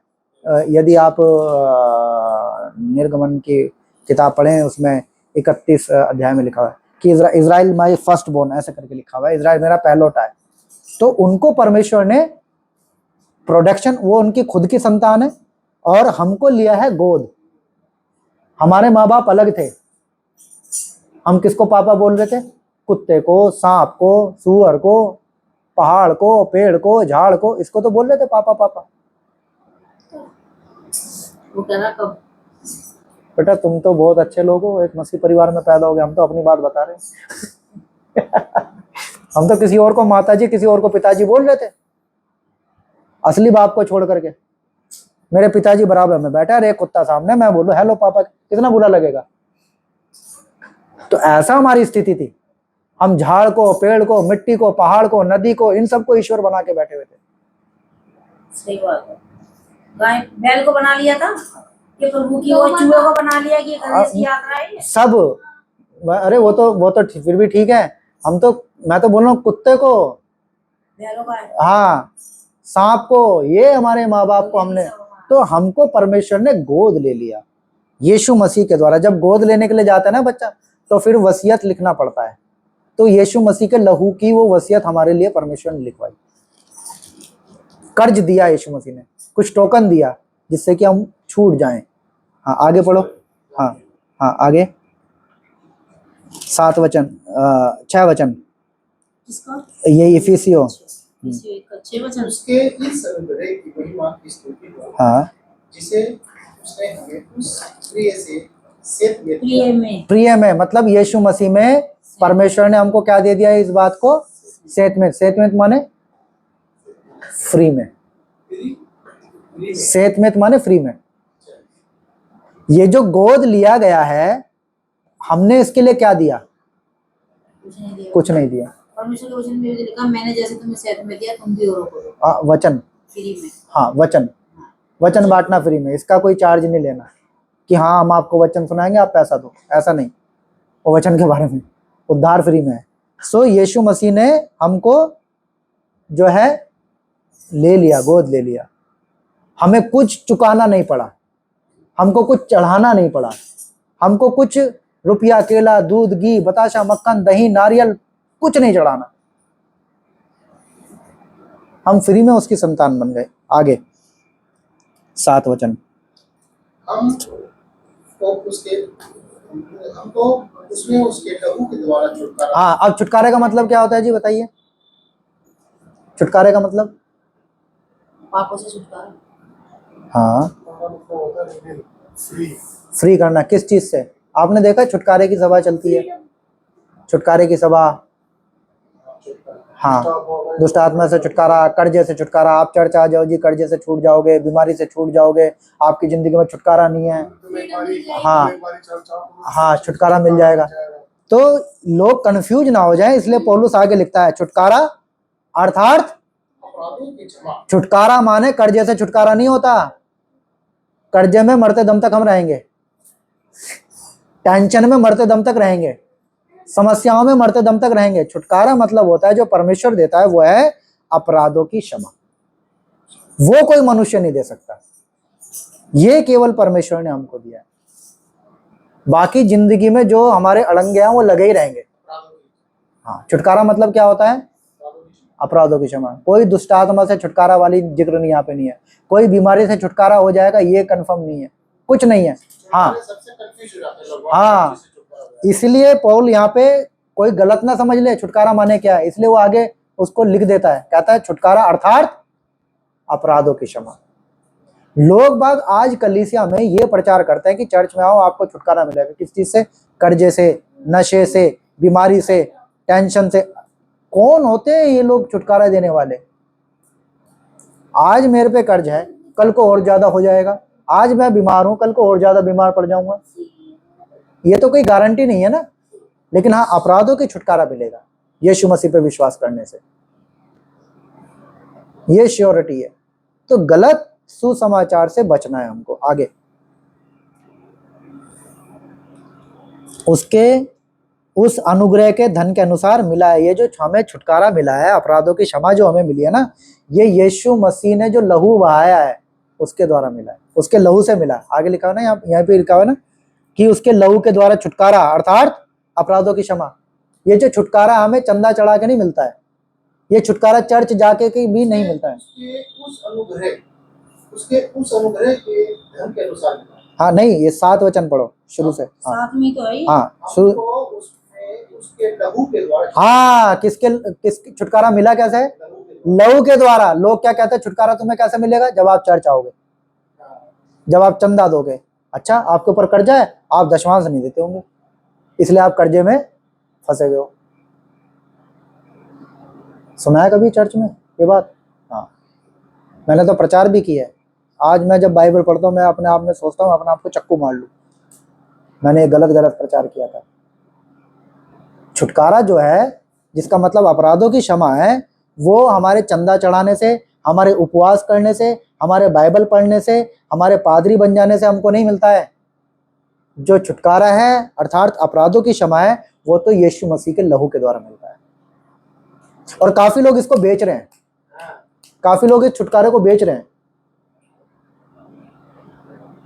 20-30 हजार रुपए ले रहे हैं प्रार्थना करने के, हाथ रख के। नहीं, पादरी से मिलने के 2000 रुपए जो भी है, तो पादरी से मिलने थोड़ा, तो प्रधानमंत्री से थोड़ा मिल रहे हैं। हाँ। सो यहाँ पे तो उसने फ्री में दे दिया हमको छुटकारा, यीशु मसीह ने अपना लहू बहाया, हम क्या दे सकते हैं? कुछ नहीं। हाँ आगे 8 वचन। जिसे उसने सारे ज्ञान और समझ सहित हम पर बहुतायत से दिया। ये परमेश्वर ने हम पे बहुतायत से कर दिया, पर हम बेवकूफ बने हुए बैठे हैं। हम आज भी झूठे आडंबर में फंस के बैठे हुए हैं, हम सर्कस में बैठे हुए हैं। हमें संडे आते ही हमें ये लगता है कि बस चर्च जाना है, जैसा पास्टर बोलेगा हमें वैसा करना है, हमें बाइबल में पढ़ना नहीं है। ये कहाँ लिखा हुआ है इसमें? क्या? हाँ मैं प्रूफ दूंगा, ये लो। हमें चर्च जाना। वैसे मुझे एक चीज समझ में नहीं आई। हाँ। ये जाति तो चलो हो गए। हाँ हाँ। इनसे तो पैदा हुई है, उसमें दिल में जाती थी किस समय? नूर में से जो हाँ बाहर हाँ। उसमें सिर्फ एक नूर, उसकी बीवी, उसके दो बेटे होते थे। परमेश्वर ने चुना कब से है? अब्राहम से जाति अलग की है ना, तो नूह तो उससे पहले था। कहीं ना कहीं हम सब अगर देखे जाए तो नूर की संतान तो हम सभी। अब्राहम भी अन्य जाति ही था उस समय तक। जिस समय तक कोई जाति नहीं थी, उस समय तक तो सारा संसार एक ही जैसा था। लेकिन कहानी शुरू होती है अब्राहम से। नूह था 6 अध्याय में, अब्राहम है 12 अध्याय में।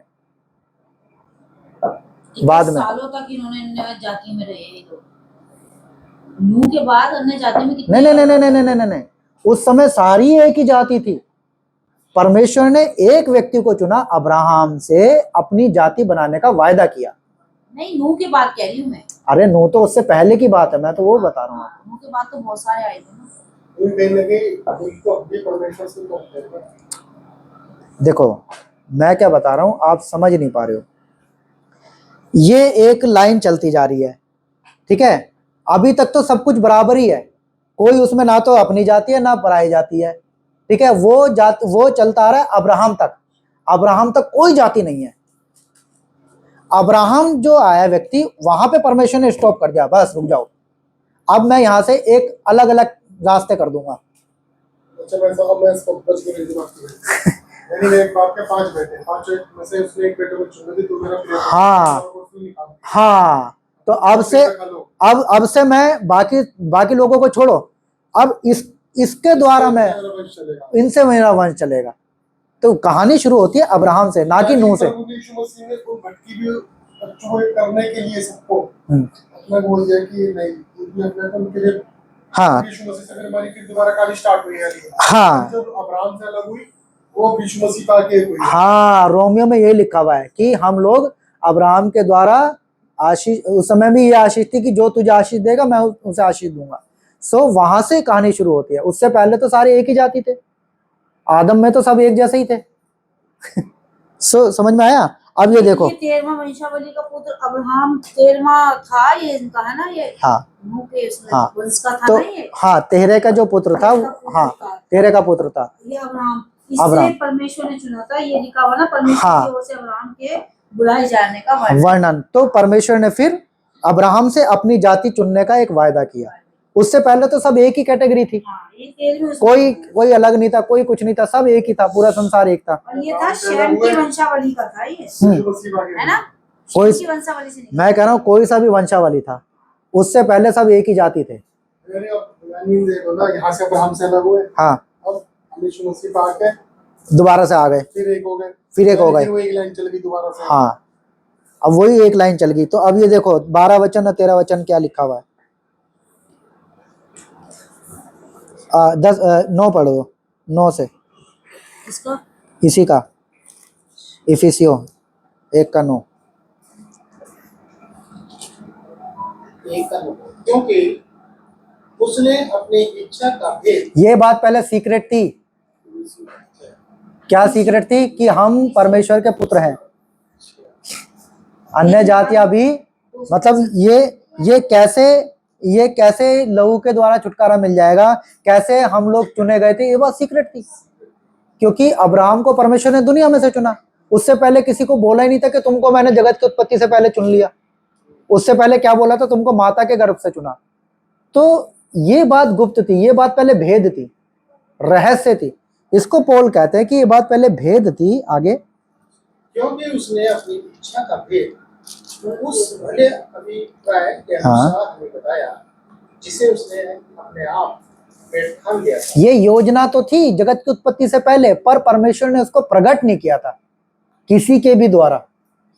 ना अब्राहम को बताया, ना नूह को बताया, ना यीशु मसीह को बताया, ना यूहन्ना को बताया, ना पतरस को बताया, किसी को नहीं बताया। ये भेद था, ये भेद परमेश्वर पौलुस को प्रकट कर रहा है। कॉन्फिडेंशियल था, सीक्रेट था ये, है ना। सो कह रहा है कि ये ठान लिया था, योजना में था। हाँ इस समयों के पूरे होने का ऐसा प्रबंध हो हाँ, कि जो कुछ स्वर्ग में है कौन सा पढ़ रहे और हो? जो कुछ 10 वचन। पृथ्वी पर है, सब कुछ वह मसीह में एकत्र करे। हाँ, एक समय में फिर क्या किया, जब टाइम हुआ तो जो स्वर्ग में कौन है? सर्वेश्वर नहीं, जो मर जाते थे पहले, यीशु मसीह से पहले, अच्छा यीशु मसीह के मरने से पहले जितने पुराने नियम के जो संत लोग थे, वो मर के कहाँ गए? अब्राहम की गोद में, रेस्टिंग प्लेस में गए। लेकिन भविष्य में तो उनके लिए यीशु मसीह था ना, क्रूस पे मरने के लिए। परमेश्वर ने उनसे प्रतिज्ञा की थी, इसलिए जब यीशु मसीह मरा तो कब्रें खुल गई थी। सो मुर्दे जिंदा हो गए थे। सो जो स्वर्ग में थे और जो पृथ्वी पे जिंदा बच गए थे, वो यीशु मसीह के द्वारा क्या हो जाए? सब एक हो जाए। तो ये हमको सीखना पड़ेगा। 11 वचन, उसी में जिसमें हम भी उसी की मनसा से हाँ किस में? उसी में मतलब यीशु मसीह यीशु मसीह में। अपनी इच्छा के वक्त के अनुसार हाँ। सब कुछ करता है। हाँ, वो यीशु मसीह अपनी इच्छा के अनुसार करता है, हमारी मर्जी नहीं चलेगी। आगे, पहले से ठहराए हुए, कब से ठहराया हमको? पहले से पहले से, कब से? मसीह से पहले अब्राहम से पहले। आप ये मत बोलना 10 साल पहले, 20 साल पहले, 30 साल पहले, या अब्राहम से। जगत की उत्पत्ति से पहले, हम ये नहीं कह सकते कि अब्राहम से। परमेश्वर ने हमको कब से चुना? जगत की उत्पत्ति से पहले। इजराइल कह सकता है कि अब्राहम से, इस्राएल कह सकता है। हम नहीं। हम इजराइल से बढ़कर हैं। पहले से ठहराए हुए जाकर मिरास में। मिरास माने वसीयत के भागीदार, अच्छा, प्रॉपर्टी का हिस्सा बने। क्या बात है हाँ, आगे, कि हम जिन्होंने पहले से मसीह पर आशा रखी थी, उसकी महिमा की स्तुति के कारण हो। हमने कब से आशा रखी थी? जगत की उत्पत्ति से पहले। हम तो जब पैदा भी नहीं थे, कैसे आशा रख सकते हैं? हम चुना गया, जगत की उत्पत्ति से पहले चुना हाँ, गया है। चुना गया। लेकिन जब हम संसार में आए, हाँ, तो हमें यीशु मसीह पे भरोसा विश्वास करना पड़ा कि मसीह में ये भारत था। वो तो ठीक है, यहाँ पे लिखा है कि हमने पहले से मसीह पे आशा रखी हुई थी। पहले से कब से रखी हुई थी?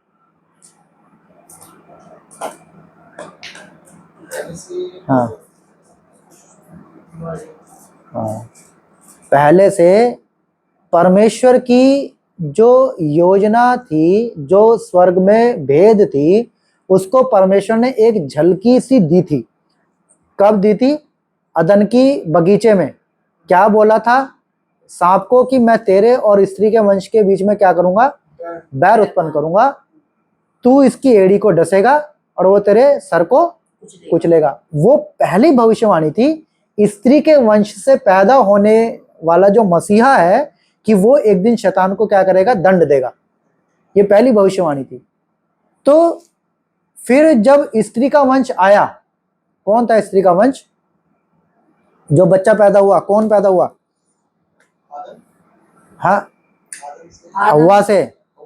हाँ, कैन, पहला बेटा कैन। तो कैन जो है, हव्वा को लग रहा था कि मैं पैदा नहीं कर पाऊंगी, क्योंकि परमेश्वर ने तो उनको बोला था फूलो फलो दुनिया में फैल जाओ।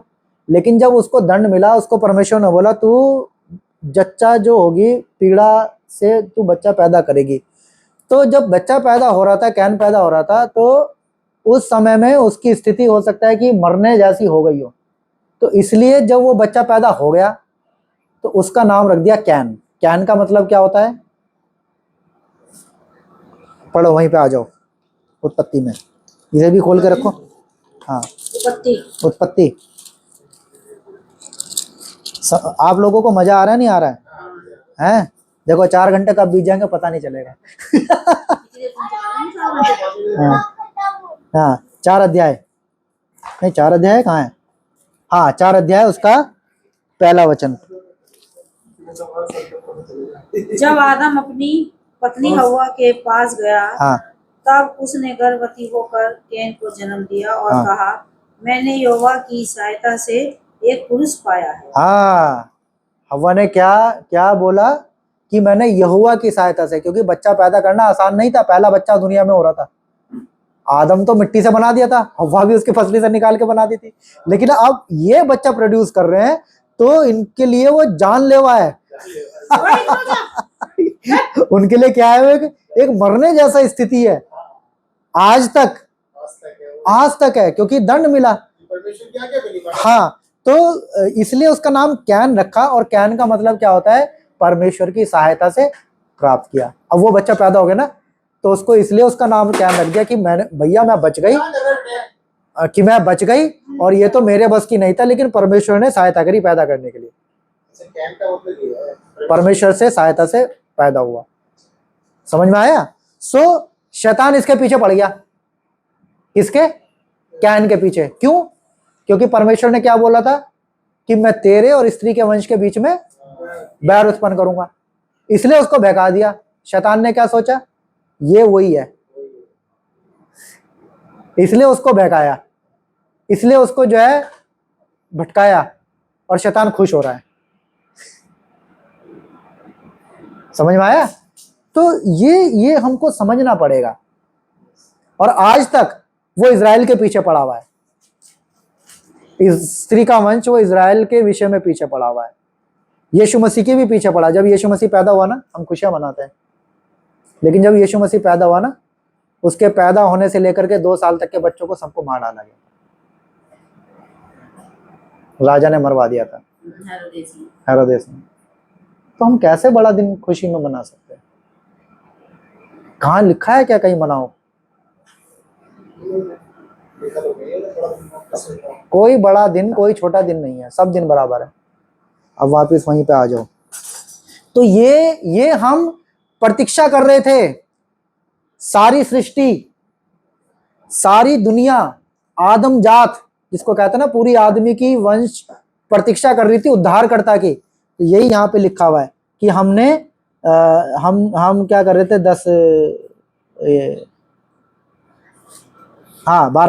12 में, कि जिन्होंने पहले से मसीह पर आशा रखी थी। आदम भी प्रतीक्षा कर रहा था, हव्वा भी प्रतीक्षा कर रही थी, और शैतान भी प्रतीक्षा कर रहा था, और पृथ्वी भी प्रतीक्षा कर रही थी। दंड किस किस को मिला? पृथ्वी को भी मिला, आदम को भी मिला, शैतान को भी मिला। तो सब प्रतीक्षा कर रहे थे उद्धारकर्ता की, सब प्रतीक्षा कर रहे थे। 13 वचन। इसलिए मैं विनती करता हाँ उसी का इफिसियो। उसी में तुम पर भी हाँ। जब तुमने सत्य का वचन सुना जो तुम्हारे उद्धार का सुसमाचार। क्या है उद्धार का सुसमाचार? उद्धार का सुसमाचार क्या है? प्रभु यीशु मसीह। उसके हाँ। लहू के द्वारा हमें उद्धार मिला है। हाँ, उद्धार का सुसमाचार क्या? अभी तो थोड़ी देर पहले पढ़ा था कि यीशु मसीह हमारे पापों के लिए मारा गया, गाड़ा गया, तीसरे दिन जी उठा। ये उद्धार का सुसमाचार। यदि विश्वास करता है तो हमारा सही है, यदि विश्वास नहीं रखता तो विश्वास करना व्यर्थ है। ये याद नहीं रहता है तो ऐसा लिखा है। तो जिस दिन हम सुनते हैं तो उसके कितने दिन बाद पवित्र आत्मा मिलता है? 1 हफ्ते बाद, 5 दिन बाद, तुरंत। जस्ट और चर्च में कब मिलता है? बहुत दिनों बाद मिलता है। पहले तुम आओ, पहले तुम चंदा चढ़ाओ, पहले तुम बपतिस्मा ले लो, फिर तुम चर्च की मेंबरशिप ले लो, फिर एक हम बड़ी सी सभा रखवाएंगे, हमारे पादरी साहब आएंगे, तुम्हारे सर पर हाथ रखेंगे, तुम कबूतर की तरह फड़फड़ाओगे, और जब तुमको पवित्र आत्मा मिले। हाँ, ये आज धंधा चल रहा है। और पवित्र आत्मा कब मिलता है? तुरंत मिलता है, इंस्टेंट। तो कि तुम मेरे पर विश्वास करो, मैं तुम्हारे को एक ऐसा सहायक दूंगा जो तुम्हारे साथ है। इंस्टेंट मिलता है पवित्र आत्मा। कैसे मिलता है? इंस्टेंट मिलता है। और किसके हाथ रखने से किससे मिलता है? किसी के हाथ रखने से नहीं मिलता, विश्वास करने से मिलता है। किस चीज पे विश्वास करने से? प्रभु यीशु मसीह हमारे पापों के लिए मारा गया, गाड़ा गया, मुर्दों में से जी उठा। ये सत्य का सुसमाचार है। बाकी सब क्या है? झूठ का सुसमाचार है। आपकी नौकरी लग जाएगी, आपका घर ठीक हो जाएगा, आपका कर्जा मुक्त हो जाएगा, ये सब झूठ का सुसमाचार है। सत्य का सुसमाचार ये नहीं है। सत्य का सुसमाचार है यीशु मसीह हमारे पापों के लिए मारा गया, गाड़ा गया, तीसरे दिन मुर्दों में से। बाकी सब झूठ का सुसमाचार है कि मेरे चर्च में जो है पवित्र आत्मा है, यहीं यीशु मसीह गड़ा हुआ है, यहीं पे आपको आना है, यहीं की मेंबरशिप लोगे तब तुम स्वर्ग में। ये सब बंडल बकवास है। सही बात है। हाँ। तो उसी समय क्या होती है? पढ़ो दोबारा से। उसी में तुम पर भी जब तुमने सत्य का वचन सुना जो तुम्हारे उद्धार का सुसमाचार है, और जिस पर तुमने विश्वास किया, प्रतिज्ञा किए हुए पवित्र आत्मा की छाप लगी। हाँ, प्रतिज्ञा किए हुए पवित्र आत्मा की क्या लग गई? छाप लग गई। छाप मतलब उसके इंग्लिश में लिखा हुआ है सील्ड बाय होली स्पिरिट, है ना? एक सेकंड रुक जाओ, मेरे को जाना है क्या आपको? अच्छा कब तक के लिए आपको जाना है चिकू भाई? अब नहीं जाना? अब हाँ, अब नहीं जाना। सुन लो, ये हाँ। तो मोटर चलाया अपनी, पानी भरे, पानी चला जाए। 7 बजने वाले हैं, फिर जो मशीन भी चलानी है, मोटर मशीन 7 चलाया, 10 मिनट बाद बंद करिए, सब कुछ हो जाएगा। दुआ तो कर ही नहीं रहे बाबू, हम पढ़ाई कर रहे हैं। भरेगी क्या हैं? ये बच्चे नहीं चला के आ सकते मोटर? अच्छा चला तो देंगे, मशीन चला के आएगी ना वो। अच्छा अच्छा अच्छा थोड़ी पानी की प्रॉब्लम हो रही है। हमारी मोटर चला दो बेटे। अच्छा। मारो भी तो आदमी अंदर जाके हमारा। सो ये जो छाप है ये कब तक के लिए लगी हुई है? ये संडे संडे आएगा आत्मा फिर भाग जाएगा, या मैं दारू पी लूंगा तो आत्मा निकल जाएगा? आत्मा तो निकल, कहाँ लिखा है? दारू पीने से तो निकल जाएगा। लिखा कहाँ है? मैं तो ये पूछ रहा हूँ। गाली बकने से निकल जाएगा? सिंपल बात, गाली बकने से निकल जाएगा? दुनिया की फिलोसफी पे नहीं, बाइबल पे विश्वास करना पड़ेगा। 4 का 30 पड़ोसी का 4 का 30। इसीलिए कि हम उसकी देह के अंग में 4 का 30, 5 का नहीं, 4 का 30। 4 का 30। हाँ परमेश्वर के पवित्र आत्मा को शोकित मत करो। हाँ, दारू जब हम पीते हैं, गाली जब हम पीते हैं, तो पवित्र आत्मा जो हमारे अंदर है वो क्या हो जाता है? निकलता नहीं है, अंदर तो रहता है पर उदास हो जाता है। आगे पढ़ो। मत करो जिससे तुम पर छुटकारे के दिन के लिए छाप दी गई है। छुटकारे के दिन, वो छुटकारा का दिन कौन है? जिस दिन यीशु मसीह बादलों पे आएंगे हमको लेने के लिए। हमारा ये जो शरीर है ये तो मिट्टी है, मिट्टी में मिल जाएगा। दूसरा जो बॉडी मिलेगा हमें, महिमा में शरीर, तो हम पूरी रीति से छुटकारा पा लेंगे। तब तक के लिए पवित्र आत्मा हम पे सील्ड कर दिया गया है। और यदि हम कोई गलती, अपराध, पाप करते हैं तो इसका मतलब ये नहीं कि पवित्र आत्मा हमसे चले जाएगा, वो हमारे अंदर ही रहता है, पर वो दुखी हो जाता है कि इसके लिए यीशु मसीह ने जान दिया, इसके लिए यीशु मसीह ने अपना कतरा कतरा लहू का बहा दिया, ये उसके लहू के द्वारा खरीदा हुआ है, लेकिन ये तब भी गाली बकता है, ये तब भी बुरा बोलता है, शराब पीता है, भांग पीता है, बुरा काम करता है, वो शोकित हो जाता है। अच्छा, वो शोकित होता है तो वो खुश भी होता होगा। यदि उसके पास ये फीलिंग्स है कि वो शोकित हो रहा है तो खुश भी तो होता होगा। तो खुश कैसे होता होगा वो? जब हम अच्छा काम करते हैं, जब हम वचन के अनुसार काम करते हैं, जब हम जो है संगति में बढ़ते हैं, प्रार्थना करते हैं, आराधना करते हैं, इन सारी चीजों से वो खुश होता है। और जब हम जो है बुरा काम करते हैं तो जाता नहीं है अंदर से, पर वो शोकित हो जाता है। ऐसे ये बात मैंने महसूस की है। मैं कोई ससुराल जाता था तो मेरा साला बैठ जाते थे ऐसे, तो मेरी साली मुझे कहती थी जी यार तुम बड़े हंसते होते, और जरा तो उदास हो जाते हो क्यों?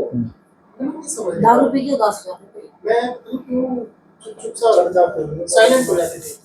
मैंने भी यार समझ में आया क्यों रहता हूँ। जवानी में ही चुप हो जाते थे, या बुढ़ापे में शराब पी के शुरू हो जाते हैं, ज्यादा तेज बोलना, गाली गलौज करना। सबका अलग अलग नेचर होता है।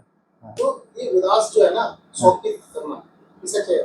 वो दर से ना मेरा फुटे हो गया, मैं ऐसे क्यों कर दिया, होना चाहिए था। हाँ, इसी प्रकार से पवित्र आत्मा हमसे अलग नहीं होता है आज की तारीख में, क्योंकि उसको हम नहीं बुलाते हैं, ना किसने हमको दिया है, वो दिया है स्वयं परमेश्वर ने। और वो जो है सील्ड कर दिया गया। इंग्लिश में सील्ड लिखा हुआ ना भाई, सील्ड माने क्या होता है? Sealed means packed. हाँ, कौन खोल सकता है?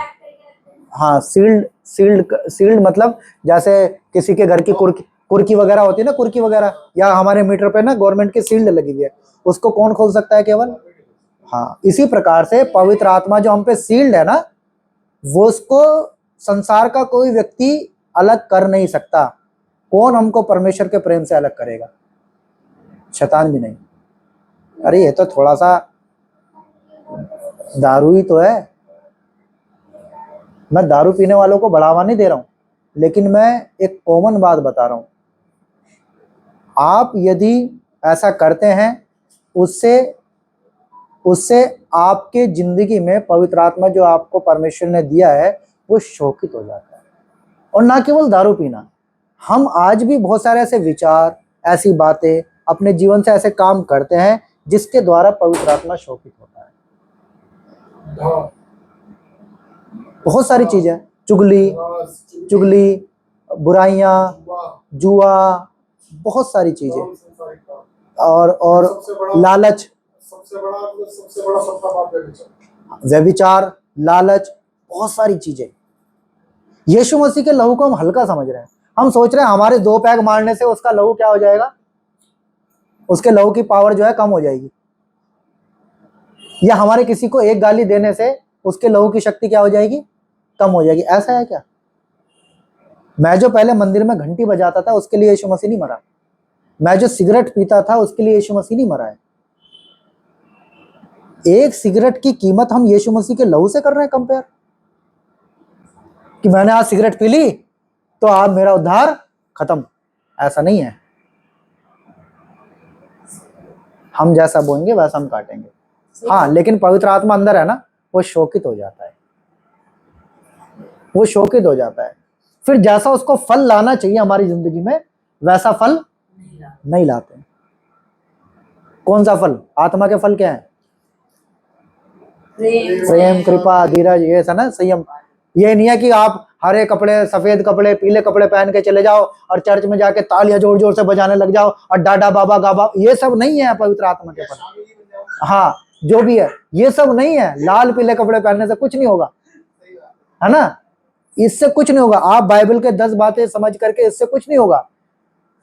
पवित्र आत्मा शोकित होता है आपके बुरे कर्म करने से, बुरे कर्म करने से। वो आपके अंदर से जाता नहीं है। हाँ, वो जो है जाता नहीं है, लेकिन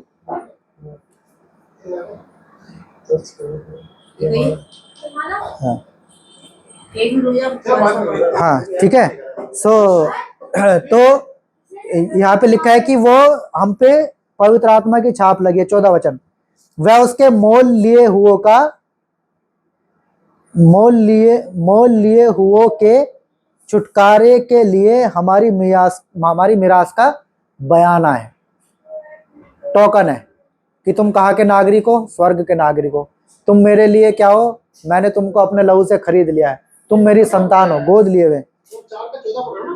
नहीं, एक का 14। हाँ, इफिसियों, वहीं पे इफिसियों 1 का 14 में लिखा हुआ है, वह इफिसियों 1 का 14। हमारे लिए मेन है। हाँ, वह इफिसियों 1 का 14। 1 का 14 का पकड़ो। हाँ। क्योंकि वही हमारा मेन नहीं, वह उसके मूल आप 2 का 14 पढ़ दो। के छुटकारे के लिए हमारी मिरास का बयाना है कि उसकी महिमा की ठीक है। हाँ, है ना? वो क्या है? पवित्र आत्मा क्या है हमारे लिए? ना, बयाना। बयाना।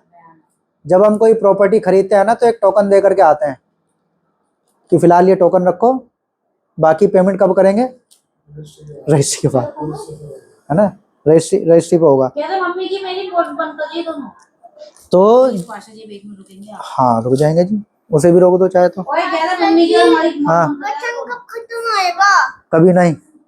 14 वचन में क्या लिखा है? वह उसके मोल लिए हुओं के छुटकारे के लिए हमारी मिरास का क्या है? बयाना है। तो पवित्र आत्मा में कैसे मिला है? बयाने के रूप में। जब हम कोई कुछ प्रॉपर्टी खरीदने के लिए जाते हैं, टोकन दे देते हैं। इसी प्रकार से मिरास में, है ना? मिरास का बयाना है यहाँ पे ना। हाँ, मिरास माने वसीयत का बयाना है। हमारी वसीयत कहाँ पे है? स्वर्ग में। टोकन के रूप में क्या दिया है? पवित्र आत्मा, परमेश्वर ने। रजिस्ट्री कैसे हुई है? यीशु मसीह के लहू के द्वारा।